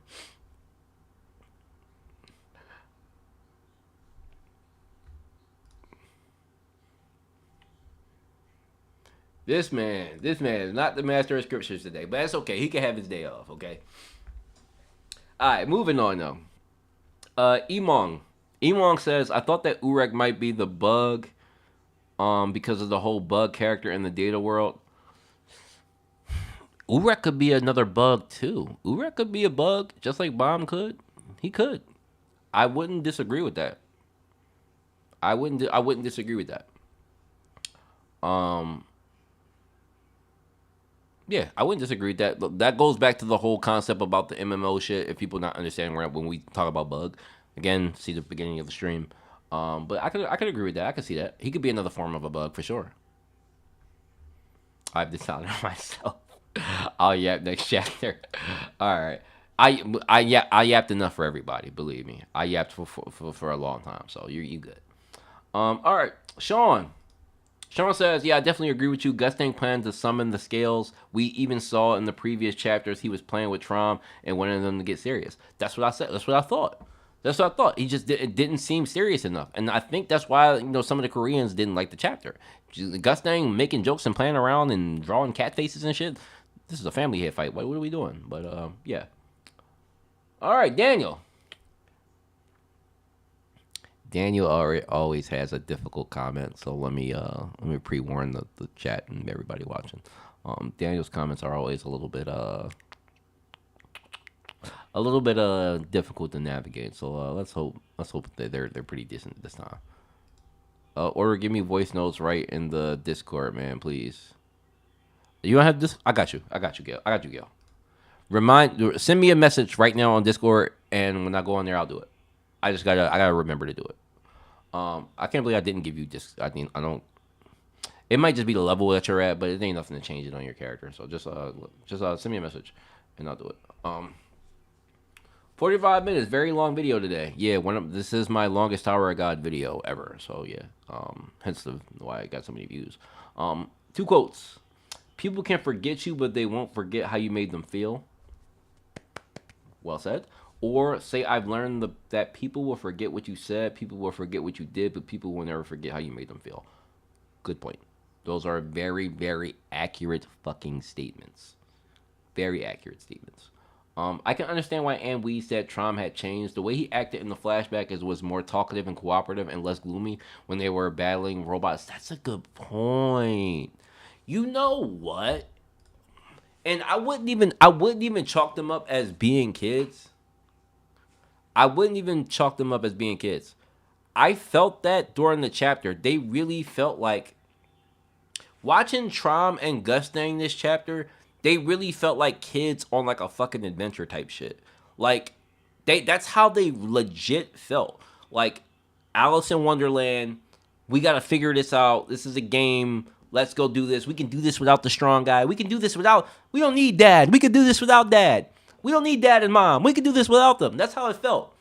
They grew up into adults, but the flair that Daniel's talking about, where they're talking constantly to each other and cooperative, that I can see if he changed, if he was like that the entire time. Like that's a good point. I would say he definitely probably matured, but if he was like that, damn, like I like because Gustang doesn't seem too different, does he? Now, I think Gustang was a little bit more gung ho than I expected. Like Gustang just diving in, like, one moment, please.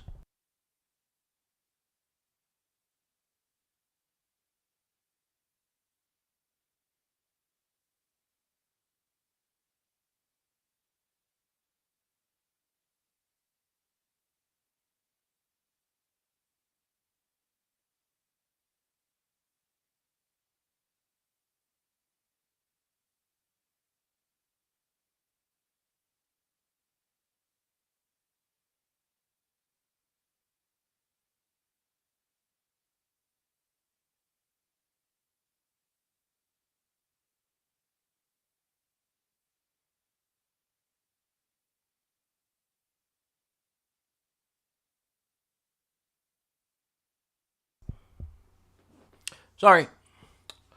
All right, I got lost in there. Um, yeah, no, I was talking about the difference between Trump. So yeah, Trump seemed a lot different. He is a kid, but don't get me wrong, it's his character.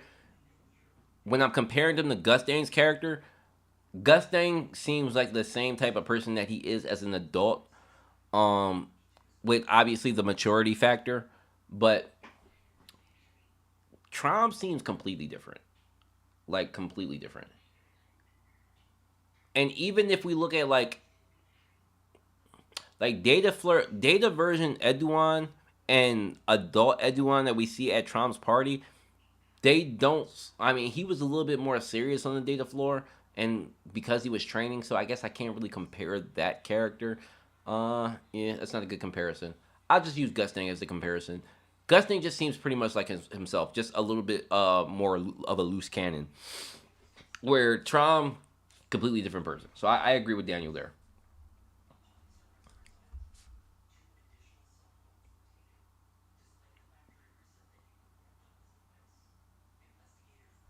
All right. Keep going. I can bet that Tromri is going to deny the allegations with his prideful personality, so the chances of Gusting coming back alive is too high because even if Gusting forced Trom to remember his past actions no more, Gusting's still in the bring back emotional side to him. This is the difficulty in reading Daniel's comment, but I understand what he's saying. Gusting coming back alive is too high. It's a high. It's likely that I think like a lot of us believe Gusting is coming back. Um, Trom doesn't even really even Trom's not even the same person.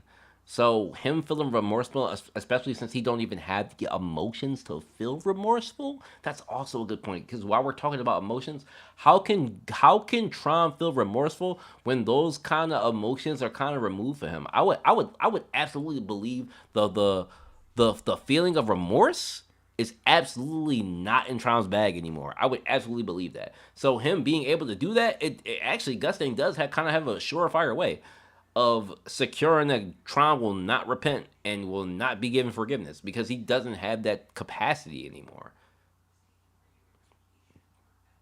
Yeah, it's pretty much actually I hadn't thought about it. It's pretty much almost a guarantee that Gus ain't gonna get revives. He doesn't have that capacity anymore. Um, because if he did, it would be a little bit. It would be a little bit of a not contradiction, but it wouldn't be consistent with the emotions that we've seen from him if he is able to redeem himself.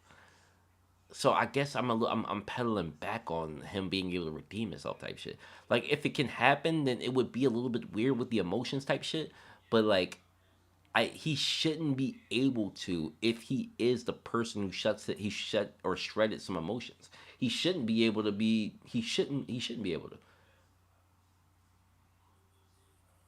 I didn't think about it like that. Okay. Trom's heart feels completely different. I think Zahar is the same person to be honest. Yo, stop disrespecting Zahar in the chat, yo. Get the fuck on. Get the fuck on. Y'all gotta stop that shit. Get the fuck on. All right. I will say Daniel does give me to think when I gotta read his comments though. That's it. That I didn't think about that. I can see why Trom children hate this guy. Imagine animals that imagine animals than your own blood. Although it's hard to tell if them are related, except the ones with green hair, which most likely related to him. True. That's always been like the kind of the weird thing with Trom's kids. It's obvious, like the water gun girl and the electricity guy. I don't remember names. They are obviously Trum's kids because they got the green hair, but everybody else kind of like it's hard to tell which ones are exactly his kids that don't have the green hair. A lot of them do have green hair though, so you could say they like directly have his blood, but some of them don't, right? So, um, and they could take after whatever their mother figure is if they have one. I don't fucking know, but anyway, hey order. I said in the last review of the Tower Guy video, I knew an administrator would interface in this with one way or another in this fight. He did say that an administrator would be involved in the fight. Now he didn't guess the scale shit, obviously, but he did mention something about administrator getting involved. So I'll give him credence to that. Do you remember the 10 Great Families theory being beta testers? Yes, I do remember that. They said it in this chapter to prove the point. Maybe the tower is more likely a game made by a deity on enjoyment. Okay. Listen, I'm all for anybody adding more credence to the video game concept. I don't hate that. A deity on enjoyment. I mean, a god created a game and sent people into it. Okay, I'm not gonna disagree with it. I like how they made Yeon E Rank act more openly and be funnier with the God of Guardians. Said Revolution. I think this is the same God of Guardians that taught Bomb. Yeah, I think that's pretty clear that it's the same God of Guardians. It's pretty much the same guy. His drip is different. I don't know what the fuck he was doing with that crop top on. Like, bro was out of line with that shit. But, yeah, that's the same dude. Furthermore, Yeon E Rank acted less discrimination against men. Well, we haven't seen that side of her. And even in the flashback that we got early on her as an adult, she wasn't necessarily like being stickler towards men, like to Trom or Ed or anybody. So I don't know if that necessarily has been retconned because when they say Yi Rang is possibly like a misogynist, um, excuse me, misogynist is not the wrong. Excuse me, misandrous, a misandrous. Um, she has not displayed anything of the sort. So I don't know about that concept. I can see now why Gusting hates this guy V. Look at this. Excuse me, I say Gusting. Why Zahara hates this guy V. Look at his physique, pause, and facial appearance, pause. Pure hate energy. I can bet what was going on in Zahara head. My abilities, my fame with females, and my woman. Everything that belonged to me is gone right now. I feel like I'm living in the man's shadow. That's exactly what it was. That's exactly what it was. He was absolutely living in Zahara's shadow. He was living in V's shadow. And V's the type of person who isn't. I don't think V's trying to be like in this pause big dick energy. I don't think V's trying to be that. I think that's naturally who the fuck he is. Tower history just keeps repeating itself. First family heads V and Arlen Grace were classified to be the revolution of the tower, but now we have Fug who wants to change the tower and call themselves a new revolution that's self-proclaimed by Lobopia Kieran, stated with an endless circle.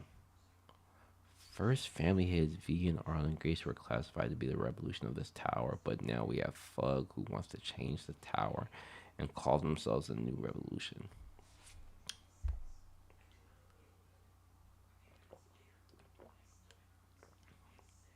Does Fug want to be the revolution of the tower? Or do they just want to kill Zahar and take over? I always was under the guys that they wanted to take over. They just wanted to kill Zahar and take over. I think Lust like is like really revengeful. I didn't never think they were like trying to revolutionize shit. That's how I always thought about it. The not the exact same one. It's not the same one. You don't think so? Okay. Admin did not get involved. That is a contract that Gustang had from before the fight's contract has existed. He knows that he meant admin getting involved. He knows how he meant. The judge thinking he is likely from the workshop. Admin getting involved is stopping the fighter appearance. A contract activating is trying to claim a W versus very shameless. That is not.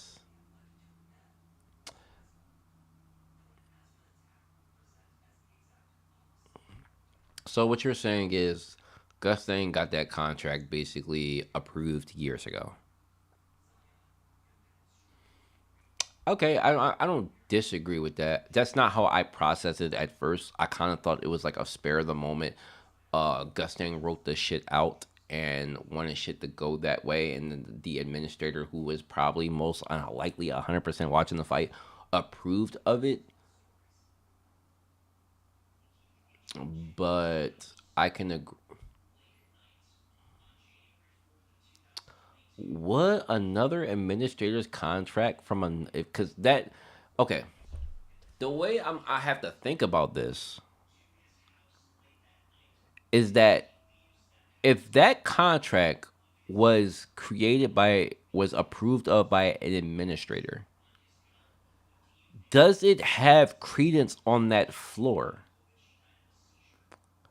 Because imagine a contract, right? That was like I'm just trying to think of it as like the rulers of their floors, right? The administrators are the rulers of their floor. A contract made by another administrator that kind of breaks rules of the tower, that kind of like because it does it break it's the reason why it exists and it can do what it do because it breaks rules of the tower.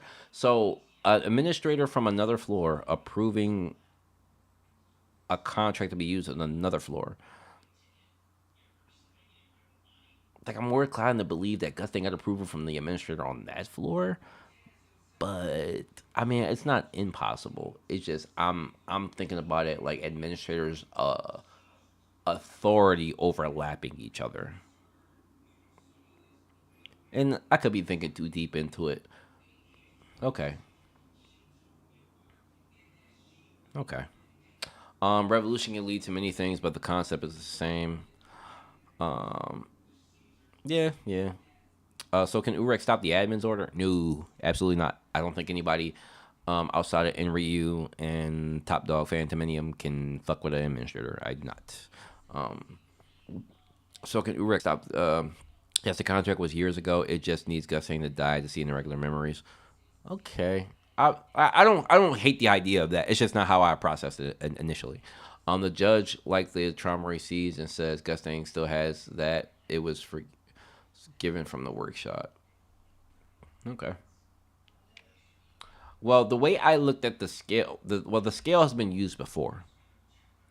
It's just I don't think it was never used as a noble blood sacrifice, obviously, because a family head would have to die for it to be used.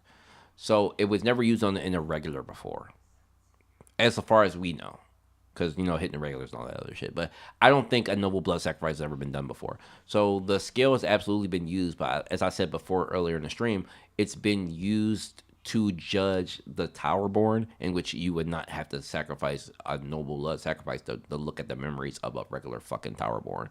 So, and that's pretty much spelled out with the way the judge describes how the contract works and shit. So, okay. Not an idea. Read the chat again order. Oh boy, don't start doing your thing, kill.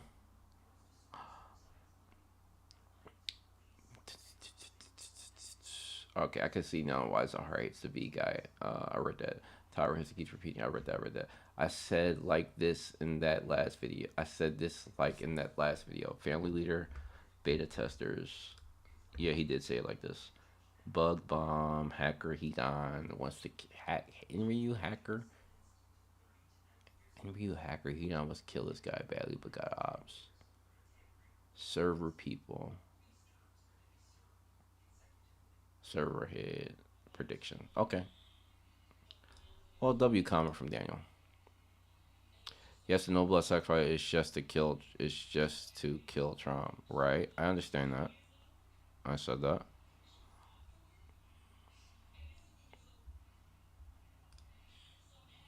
Oh, why did I pull up Photoshop? I am not using Photoshop. Get out of my way. Okay. Moving forward, thank you, Daniel, for the comment. Very good comment from you, per usual. Um, moving on, what do we have? Bomb can't kill nobody.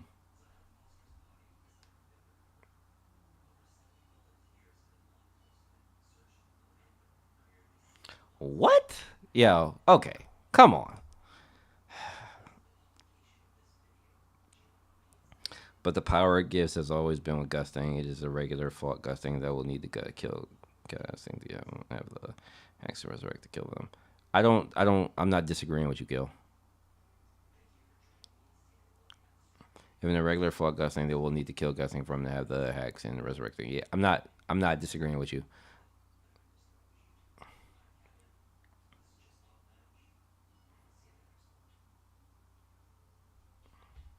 Yeah, I'm not disagreeing with that. Um,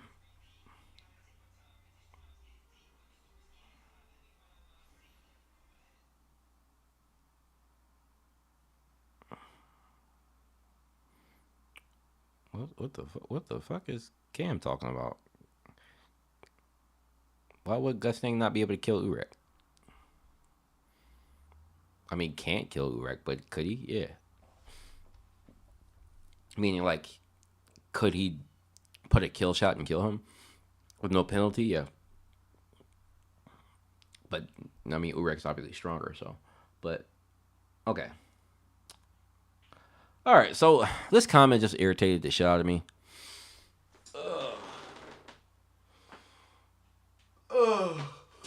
This comment just irritated the shit out of me a little bit. I ain't gonna cap. Bomb can't kill nobody. I replied to this last night. It was one of those comments I saw in passing, and I replied to it. Bomb can't kill nobody. He literally killed a whole enslaved clan in the cat tower just to move a step. If you're on, and I'm sorry, if your only go to are all the, if your only go to is that, when Bomb should have smoked people, like smoked so many different people. I'm sorry, but that's I was saying that's not a leg to stand on. Now this guy said it's clear that you're following another work. He started a whole war just to save his teacher. Many innocent soldiers died, meaning hundreds of them were killed.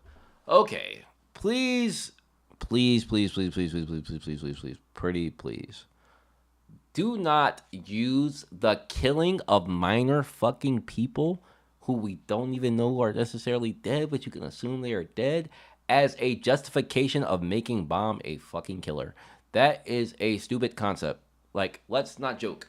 Would you call Luffy of One Piece a killer, even though we've seen Luffy smoke a bunch of nobodies? Would you call Luffy a killer? You would think Luffy is Yonko level if he's punching a regular fucking nobody pirate. That's the same level of pirate as people in the beginning of the show. Luffy's a killer. Luffy with the war against Kaido, people got smoked. Would you call Luffy a killer? Luffy's not a killer. The same concept can be said against Bomb. You can't use the idea of small people dying and then calling people killer.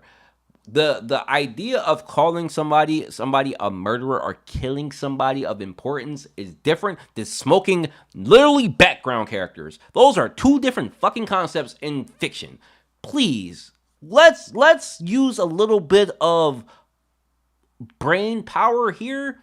Minor people get smoked all the fucking time. They are background characters with literally no name. This is Soldiers 42, like, in a story. Like, bro, what?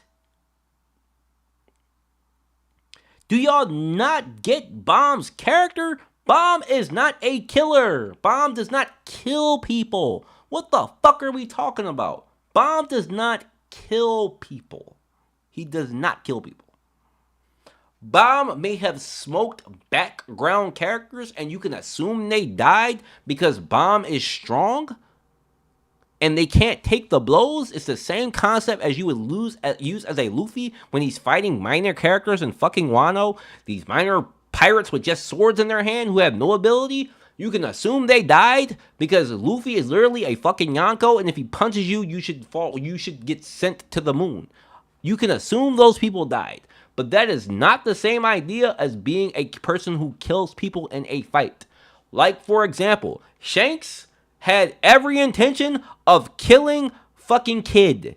He smoked Kid. If Kid didn't die, whatever, that's for the story, but Shanks was not sparing anybody. Shanks was absolutely going for the fucking kill. Now, he may not die because it's a shonen, and kid is an important character later on, but let's not trip like Shanks would smoke people. Shanks would absolutely kill people. So that's the difference.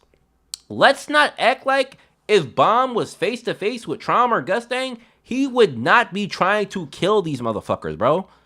Like, what the fuck are we talking about? Like, what the fuck are we talking? Like, yo, use a little bit of brain power. Like, when has Bomb ever been a killer in the story? When has Bomb, in any of his 1v1 fights, go for the kill? I'm trying to kill these niggas. Bro, what the fuck? Yo, I don't even know why I'm entertaining this dumb shit.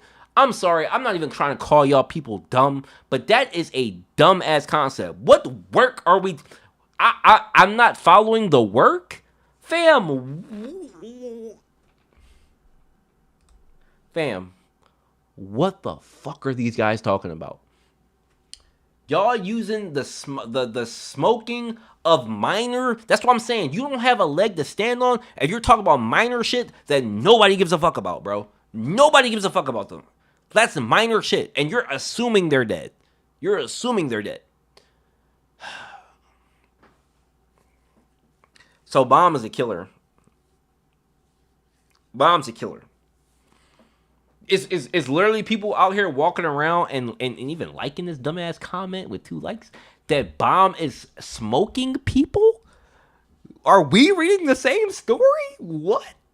Like, did we not see what, like, okay.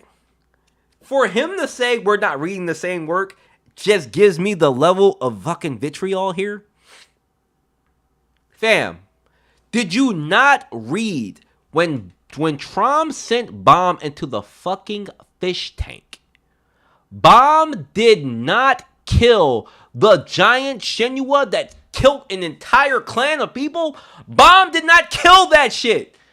Bomb did not kill this Shinua that smoked a whole branch family. Bomb did not kill that shit. What did Bomb do? And what did Trom say? Oh, this is your answer to everything. You're not gonna kill it. He released it.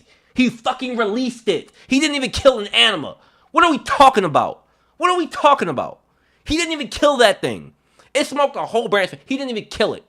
He set it free. And Trom said, oh, this is your answer to everything? Yes, that's the type of person that he is. He doesn't kill shit. He releases shit. These 2 guys are, I'm sorry, they're fucking idiots. Like, they're fucking idiots when it comes to Bomb's character. I'm sorry. I gotta, like, y'all, I'm not following the work. Fam, you ignore that entire section. You ignored that entire section. And that is why I believe that Bomb would never smoke Trom or Gustang or any family head. Because he chose to release the shit there. And Trom also knows that about him. These motherfuckers got my blood pressure running with this dumbass shit, bro. I can't believe they actually walking around thinking that Bomb's smoking people. Yo, what the fuck? Yo, I'm not following the story though, bro. Oh my god, yo. Let me move on. That is a fucking shocker. Like, those 2 comments, I don't believe, fam. My comments are glitching, so it showed up twice. Hey, let me get the fuck away from that, yo. Bomb watched all the soldiers dying and was being overridden by guilt, and Kun had to give him a pep talk about ignore that. Yo, yeah, I'm moving on, bro. I don't even, like, people gotta exercise a little bit of wisdom, a little bit of understanding of the way fiction fucking writes, bro.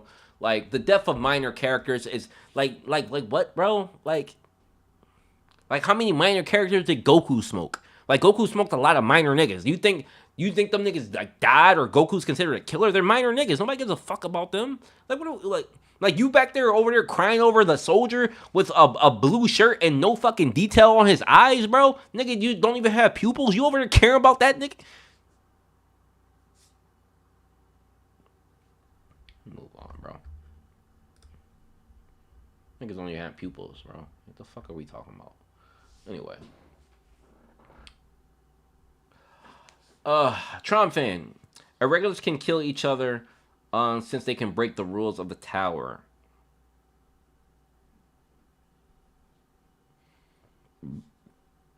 Irregulars can kill each other since they can. I'm sorry. What does breaking the rules of the tower have to do with irregulars killing each other? I'm not seeing what synonymous about that. What being an irregular and breaking the rules of the tower? What is synonymous about those two things? I'm not. Y'all let me know if I'm tripping. What the fuck am I not getting that? Am I not? I'm not getting that. Why do they keep resetting? The fuck? Let me refresh this real quick. It's irritating.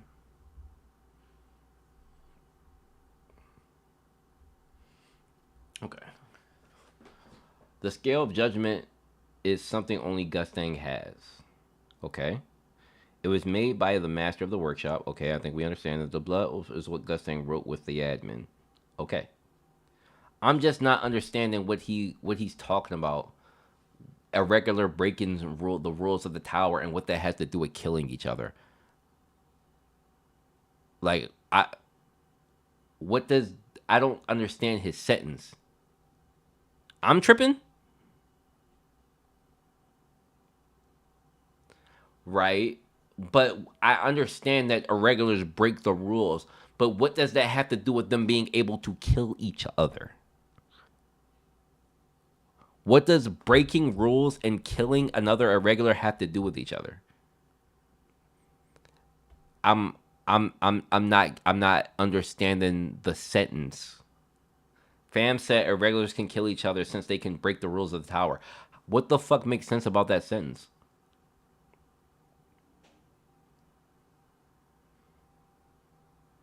Basically, irregulars break the rules by killing an immortal being. But they weren't granted they were granted immortality. They weren't born with immortality. Like they weren't brought into the tower with immortality.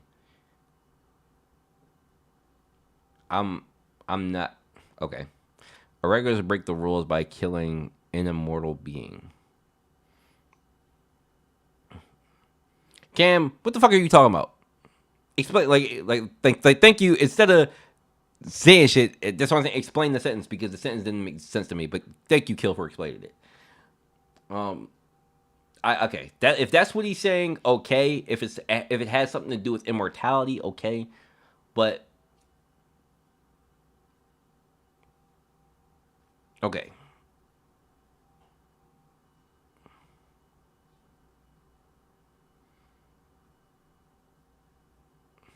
like the way I'm reading the sentence, it's as if he's saying, right. I can accept that. I can accept that. Right, but there is no rule set in place that says irregulars can't kill each other. That is a thing agreed upon the family heads themselves. That does not apply to every irregular.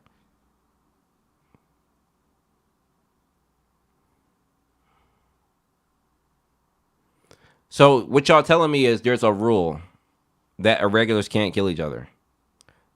I'm not talking about family heads. I'm talking about bomb. Urek can't kill bomb. That's a rule. Am I missing something there?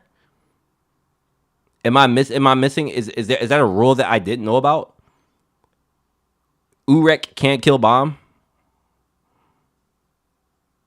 Rachel can't. Bomb can't kill Rachel because they're irregulars. I'm not following.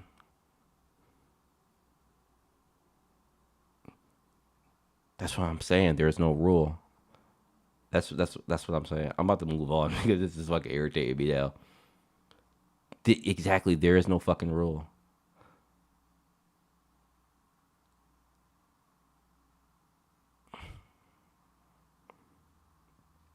Right, but that's amongst the family heads. That's not amongst irregulars. That's amongst the family heads.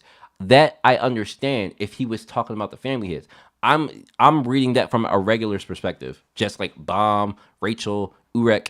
I'm not reading that from a family head. If he's talking about the family heads, I get that. Of course. That yes, if you're talking about family heads, yeah, sure.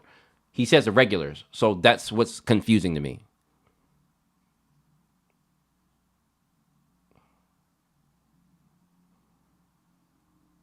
If he's talking about bomb killing Trom or Gusting, whatever, yes, they break the rules of the tower. I get that.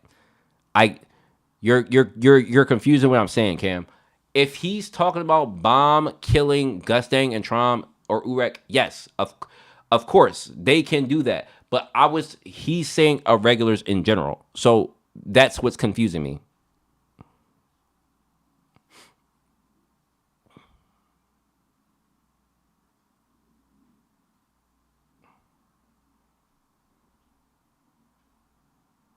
Right, and I was just looking at the other side of what he's saying because what's the point of having a rule? Because it doesn't. I'm not understanding why there would be a rule in place besides amongst the family heads. I know about the family heads. I'm talking about irregulars like Bomb, Rachel, and Urek. I don't understand why there would be a rule in place that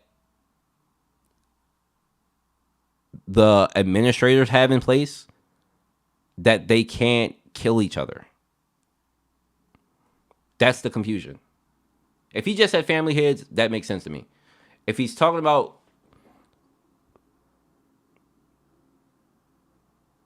dear, we don't know if there's a family head rule that they can't kill each other.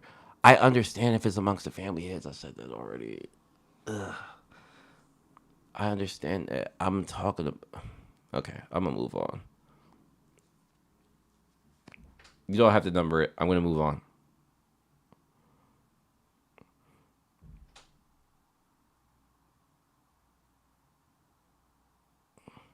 Right. I understand the family heads. I know. I understand the family heads. I get that. I get that. I get that. But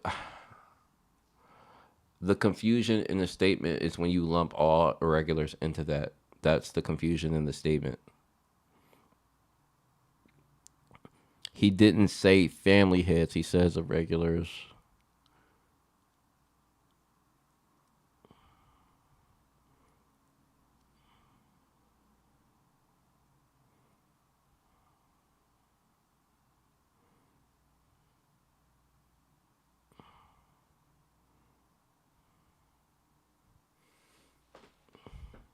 All right. Let me slow down because maybe I'm moving too fast. We don't know if family head. Yeah, maybe I'm moving too fast. Let me mellow out. We don't know if family heads cannot kill each other. If it may be an admin contract or just a general promise. Okay. We don't know if family heads cannot kill each other. I get that. Right. Right. It looked like it was a general promise, but right, I agree with you. No, the only rule that was broken is that trauma paths can be seen. Right. Okay.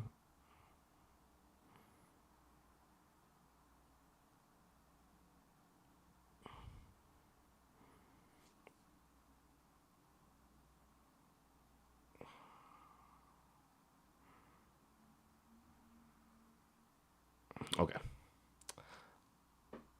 I'm gonna move forward.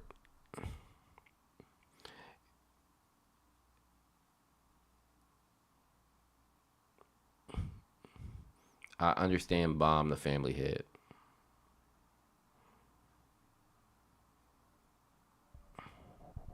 If it is a general promise, so then what he's saying it don't matter.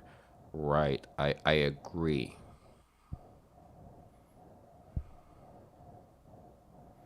Right. He's saying it wouldn't matter because irregulars can break the rules of the tower. Okay. If it's an admin contract, then trauma should suffer for breaking the promise. That's how I see it. Okay.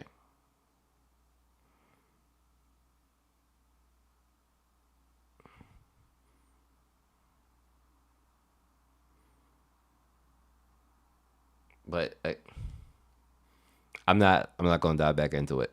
It's amongst the family heads. I understand. I just don't see how that applies to Bomb and Rachel and Urek. That's all. I understand how it applies to them.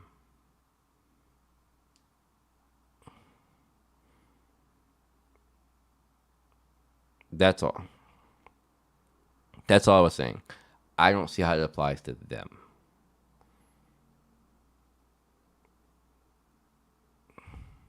But okay. Moving forward. Teltburn. My prediction is that the executioner's judgment will be in Gusting's favor and he'll be use his right for correction to either resurrect V or what the fuck? Fam. Tilburn. I ain't gonna lie. Yo, Tilburn, that's a fire theory. Is it? Nigga, that is asinine. That is fucking asinine. I'm gonna be real with you. That shit is asinine. I don't see that. I think it's a good idea in general, but I don't think that's possible at all to happen. It won't apply to bomb if in an admin contract that the family had agreed to. Right. That's what I'm saying. But that's all I'm saying, Kill. He lumped in all the regulars, so I don't see how that applies to a bomb or a Rachel or a Urek. That's all I was saying. That's all I was saying. That's all I was saying. It's just the first word of irregulars that kind of fucks up the statement for me. That's all. Okay. Moving forward. Yeah, let me get off that comment because that comment was took up unnecessary time. Thank you for the comment though. A family head, bringing back a family head. Well, V and Arlen were not family heads. They're just great warriors. They're not family heads. They were never leaders of the tower. So, if you mean great warrior, yeah, I get it. But no, I don't want to see characters that are dead be revived. If V is existing, if V never died, then let that be that. But I don't want to see anybody get resurrected that's been dead for a long time. I don't want to see that. I think characters that are dead or that are like dead should stay dead. It's weird for the story if Arlen just gets brought back to life, and now what? She's a part of Bomb's life, or she's trying to fight with Bomb and shit. That's just it. Just muddies the story a little bit. No, it doesn't. It doesn't necessarily work for me. And then like imagine how complicated that would be for fucking Zahar. Like, okay, Arlen gets resurrected, and now it's Bomb and Arlen versus Zahard in Zahard Empire. Like, this is Bomb's story. I'm sorry. All right. Bomb's parents should stay dead. That's my personal opinion. That, yeah, they should not be brought into it. I'm sorry. We can get the history and the lore and whatever's important from them. And if they exist in other forms and throughout the story, I'm cool with that. But them getting resurrected, not necessarily following that. And then Gusting resurrecting one of them.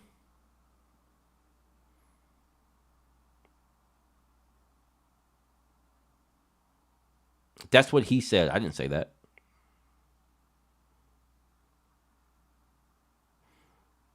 Arlen left the tower house. I didn't say that. That's in Tiltburn's comment. We're talking about Tiltburn's comment. He said resurrect V and Arlen. So that's what I'm saying. Remember, Gusting's whole existence is based around correcting and recording the things of the past. I agree. But resurrecting people who died is a different thing, especially like godly beings like these two people. They have too much impact in the story as far as their backstories and their history and the involvement. So them coming back to life, I feel like complicates the shit out of the story. Because now they exist and they are a major player. Like they are a top 30 in the tower easily. So I that con the thing I don't want Bomb to have a bunch of fucking crutches. Like, Bomb is the main character. Bomb has to walk on his own, okay? Urek can train him, help him. There are other people who are higher up that can help him and walk him through. But bringing in people to crutch, his parents will be a fucking crutch to fall on. I don't like the idea of that. It's supposed to be Bomb versus Sahar. Like, that's what we're supposed to get. Bringing back V. It's like, the problem with characters like V, he has like V is already given like the Gojo symptom a little bit, like the Gojo character a little bit, where V is they are, and we've seen people say the comments too. V is given main character energy. He absolutely fucking is. I don't like the concept of main characters, side characters. I've never liked that. It's one of the reasons why I don't like a JJK as much as most people, because Yuji doesn't feel fucking good as a main character to me, because there are so many other characters who have just as much depth as he currently has, and so it doesn't necessarily feel that good. Um, I can't I can't rock with the idea of V being brought back to life. I can't. So, um, moving forward from that,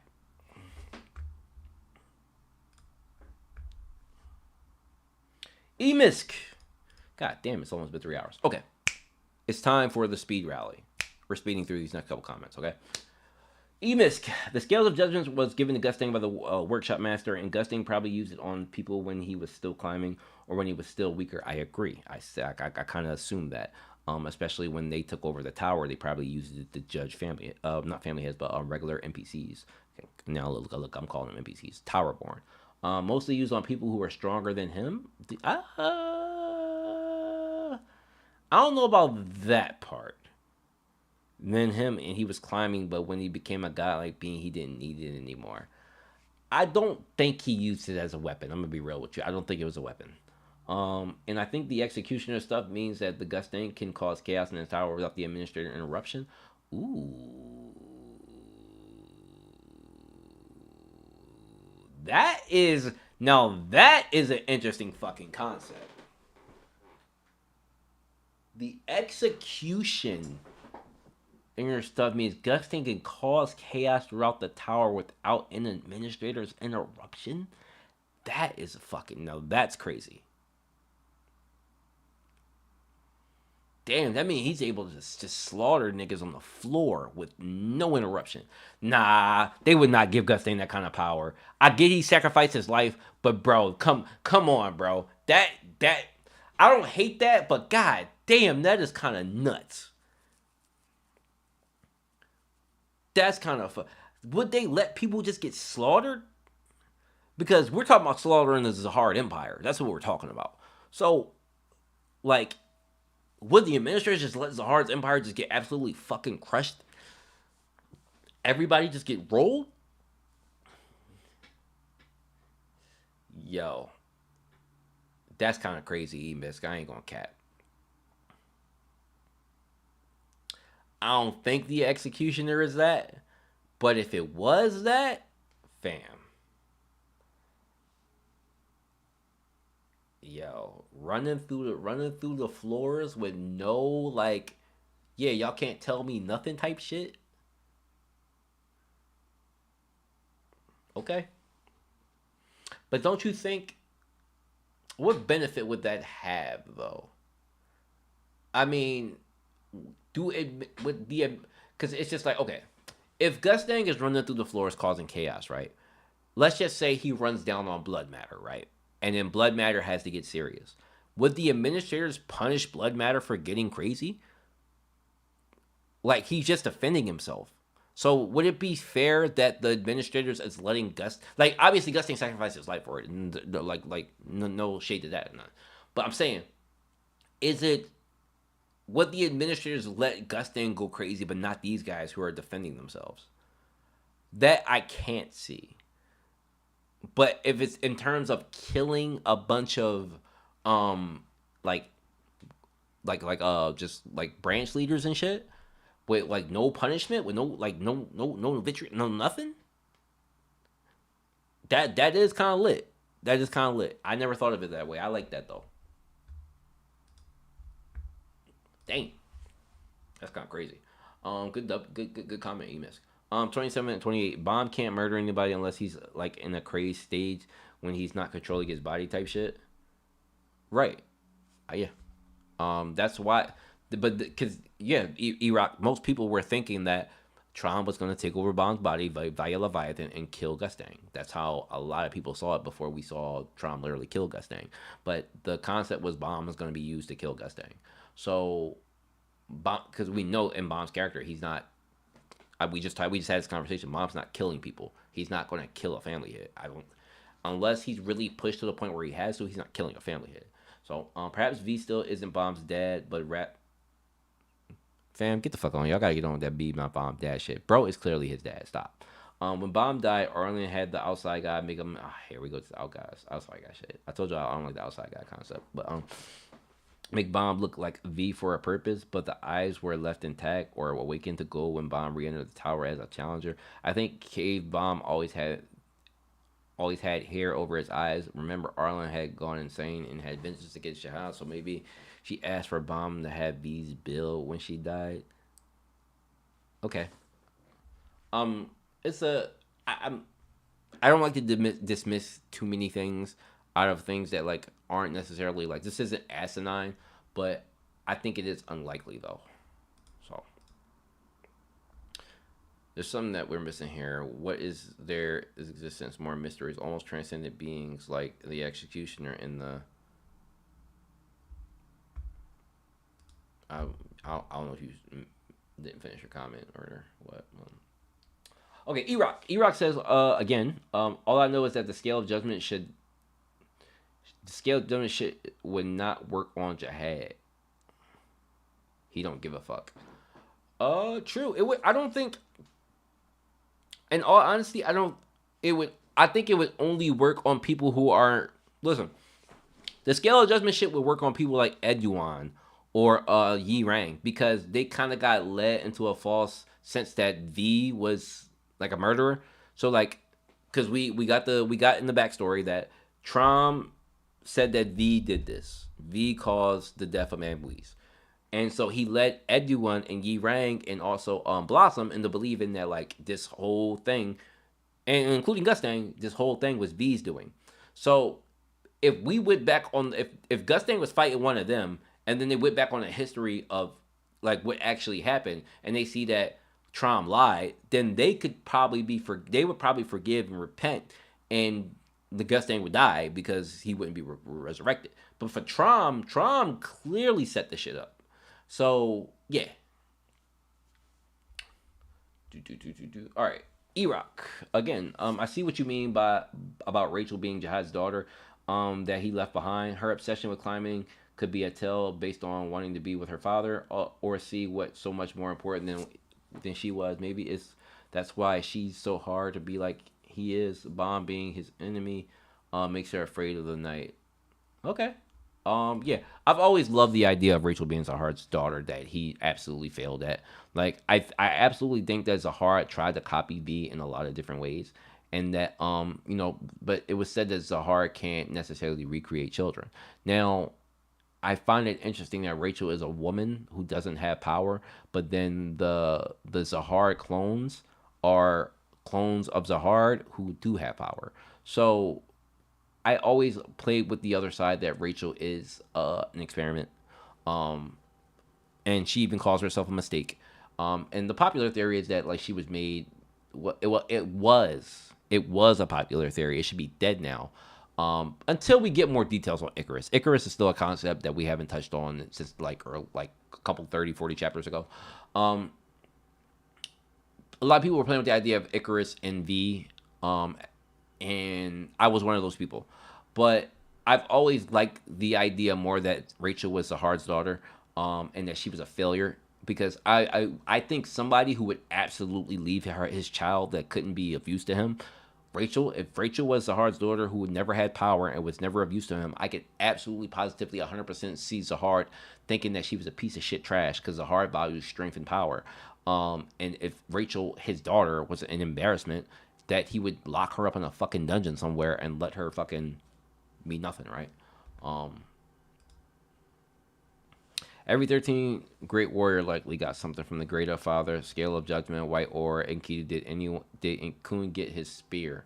You know what? You're right. I didn't think about it. That scale is probably a gift from. I mean, I know he got it from Maxep, but I didn't think of that as his gift because everybody got a gift from Max Stuff, like Enkidu, White Ore, right? So did Kun get his spear? I don't know. I don't know. Okay.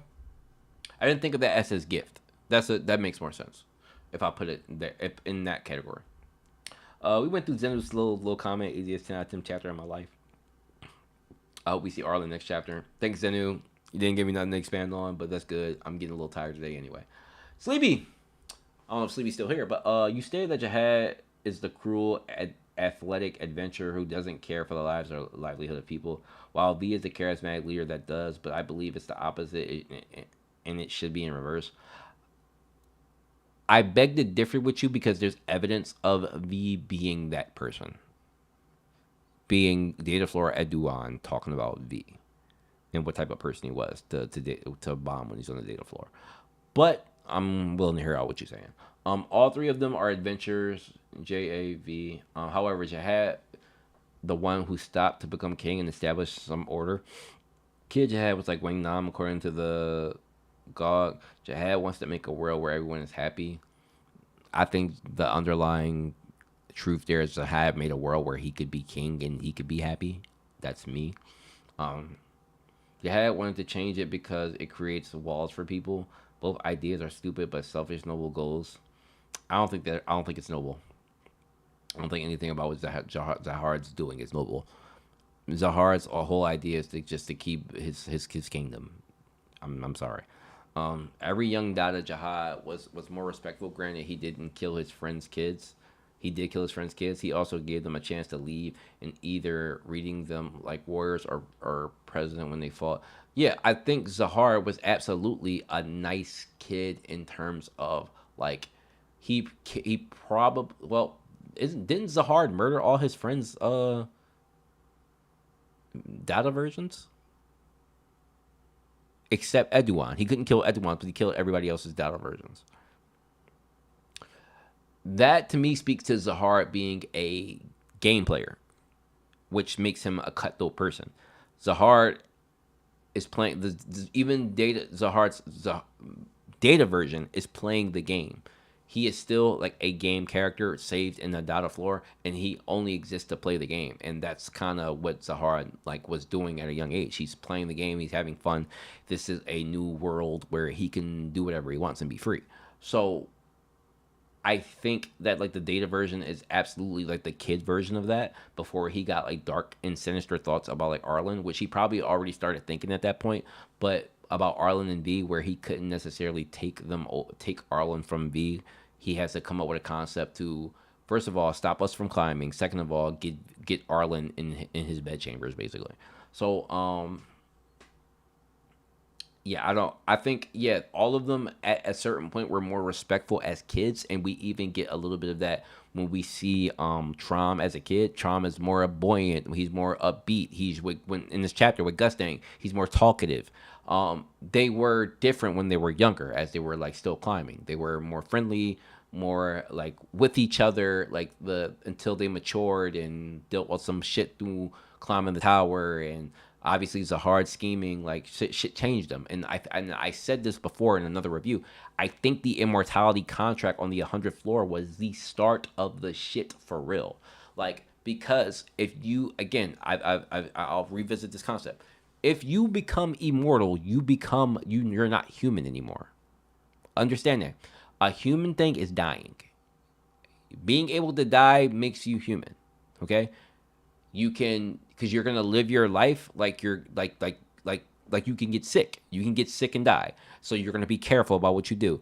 When you drive your car, you're gonna be careful how you drive it because you can get into an accident and die. Like there are like death is a punishment. When you don't have a punishment, you become immortal. So you do immortal shit. Zahard and crew could absolutely drive a car, run it into somebody, and just get out of it. That's not a human thing. So when you start to see death as not a punishment anymore, you do inhuman things, and your feelings are going to change. You're going to change as a person. So that's where I think it started with like Amweez and Zahar and Trom when they became immortal in the 100th floor is the start of the change of their emotions because they're not human beings anymore. They are people who can't die. Okay? I know it's not a hard concept to understand, but I think that's where it began. And as they climbed and went through like even more tragedies, they changed into what they are today. So, yeah, Jihad stopped. However, V and Arlen wanted to keep climbing.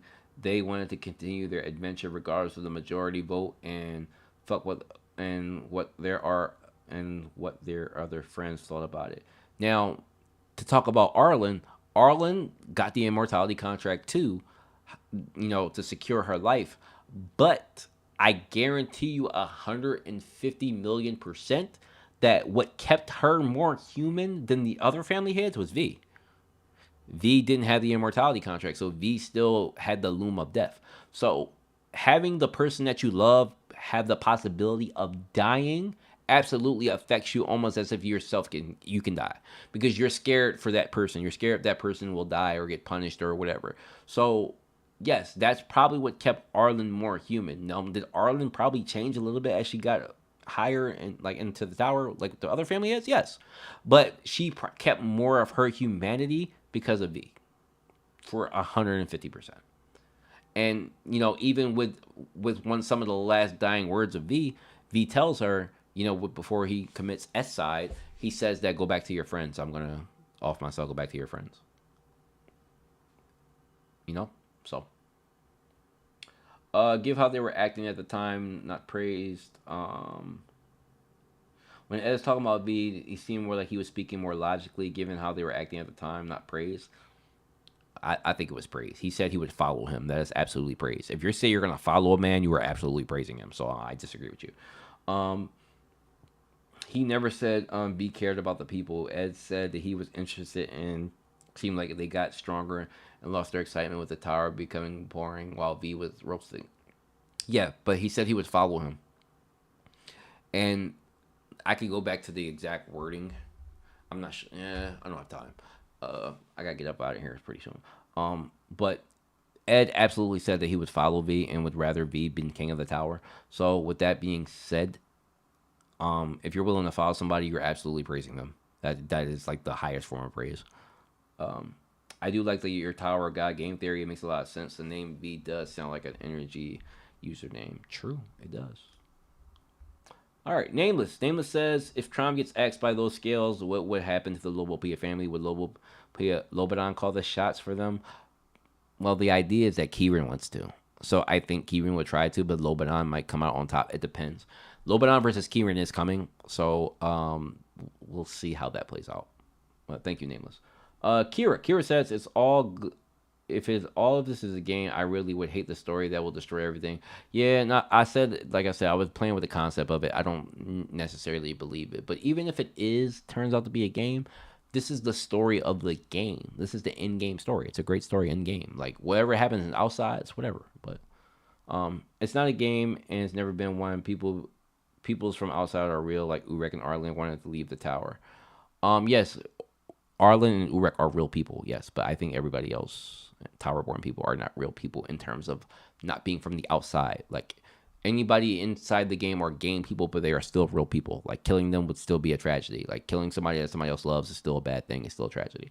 It's just that for somebody like Zahar, he may not care because, well, I come from the outside where there's real people. So that's all. So thank you, Kara. All right. I think I sped through that pretty nicely. It's been a pretty good stream. I am getting the flip up off here. I gave y'all 3 hours of content. All right. 3 hours of shite. 3 hours of pure shite. So, thank you for everybody that tuned into the stream. I appreciate y'all. If any of my mods are still in the chat, could you please drop the Discord link in the chat for anybody who wants to join inside? But yeah, we're gonna call it quits for the day. A lot of talking. I'm hungry. And I gotta go figure out what my fiance is doing. So, You guys have a good weekend. Sunday, Tower of God Anime Episode 2. I will be doing a review on that, like I did before. So be on the lookout for that. And also the new chapter, obviously. So it's going to be lit. Join the Discord, join the Discord, join the Discord. Ran, if you could post that Discord link one more time for the people. Join the Discord. We like to chat and talk in there about Tower of God, especially on Sundays. Throughout the week, it may not be as busy, but on Sundays, it is absolutely lit in the chat. So come in the chat. Come join the war. Join the Zookeeper side, which is Trom side, if you want to. Or join Gus Gang, because we getting resurrected as the executioner, and then we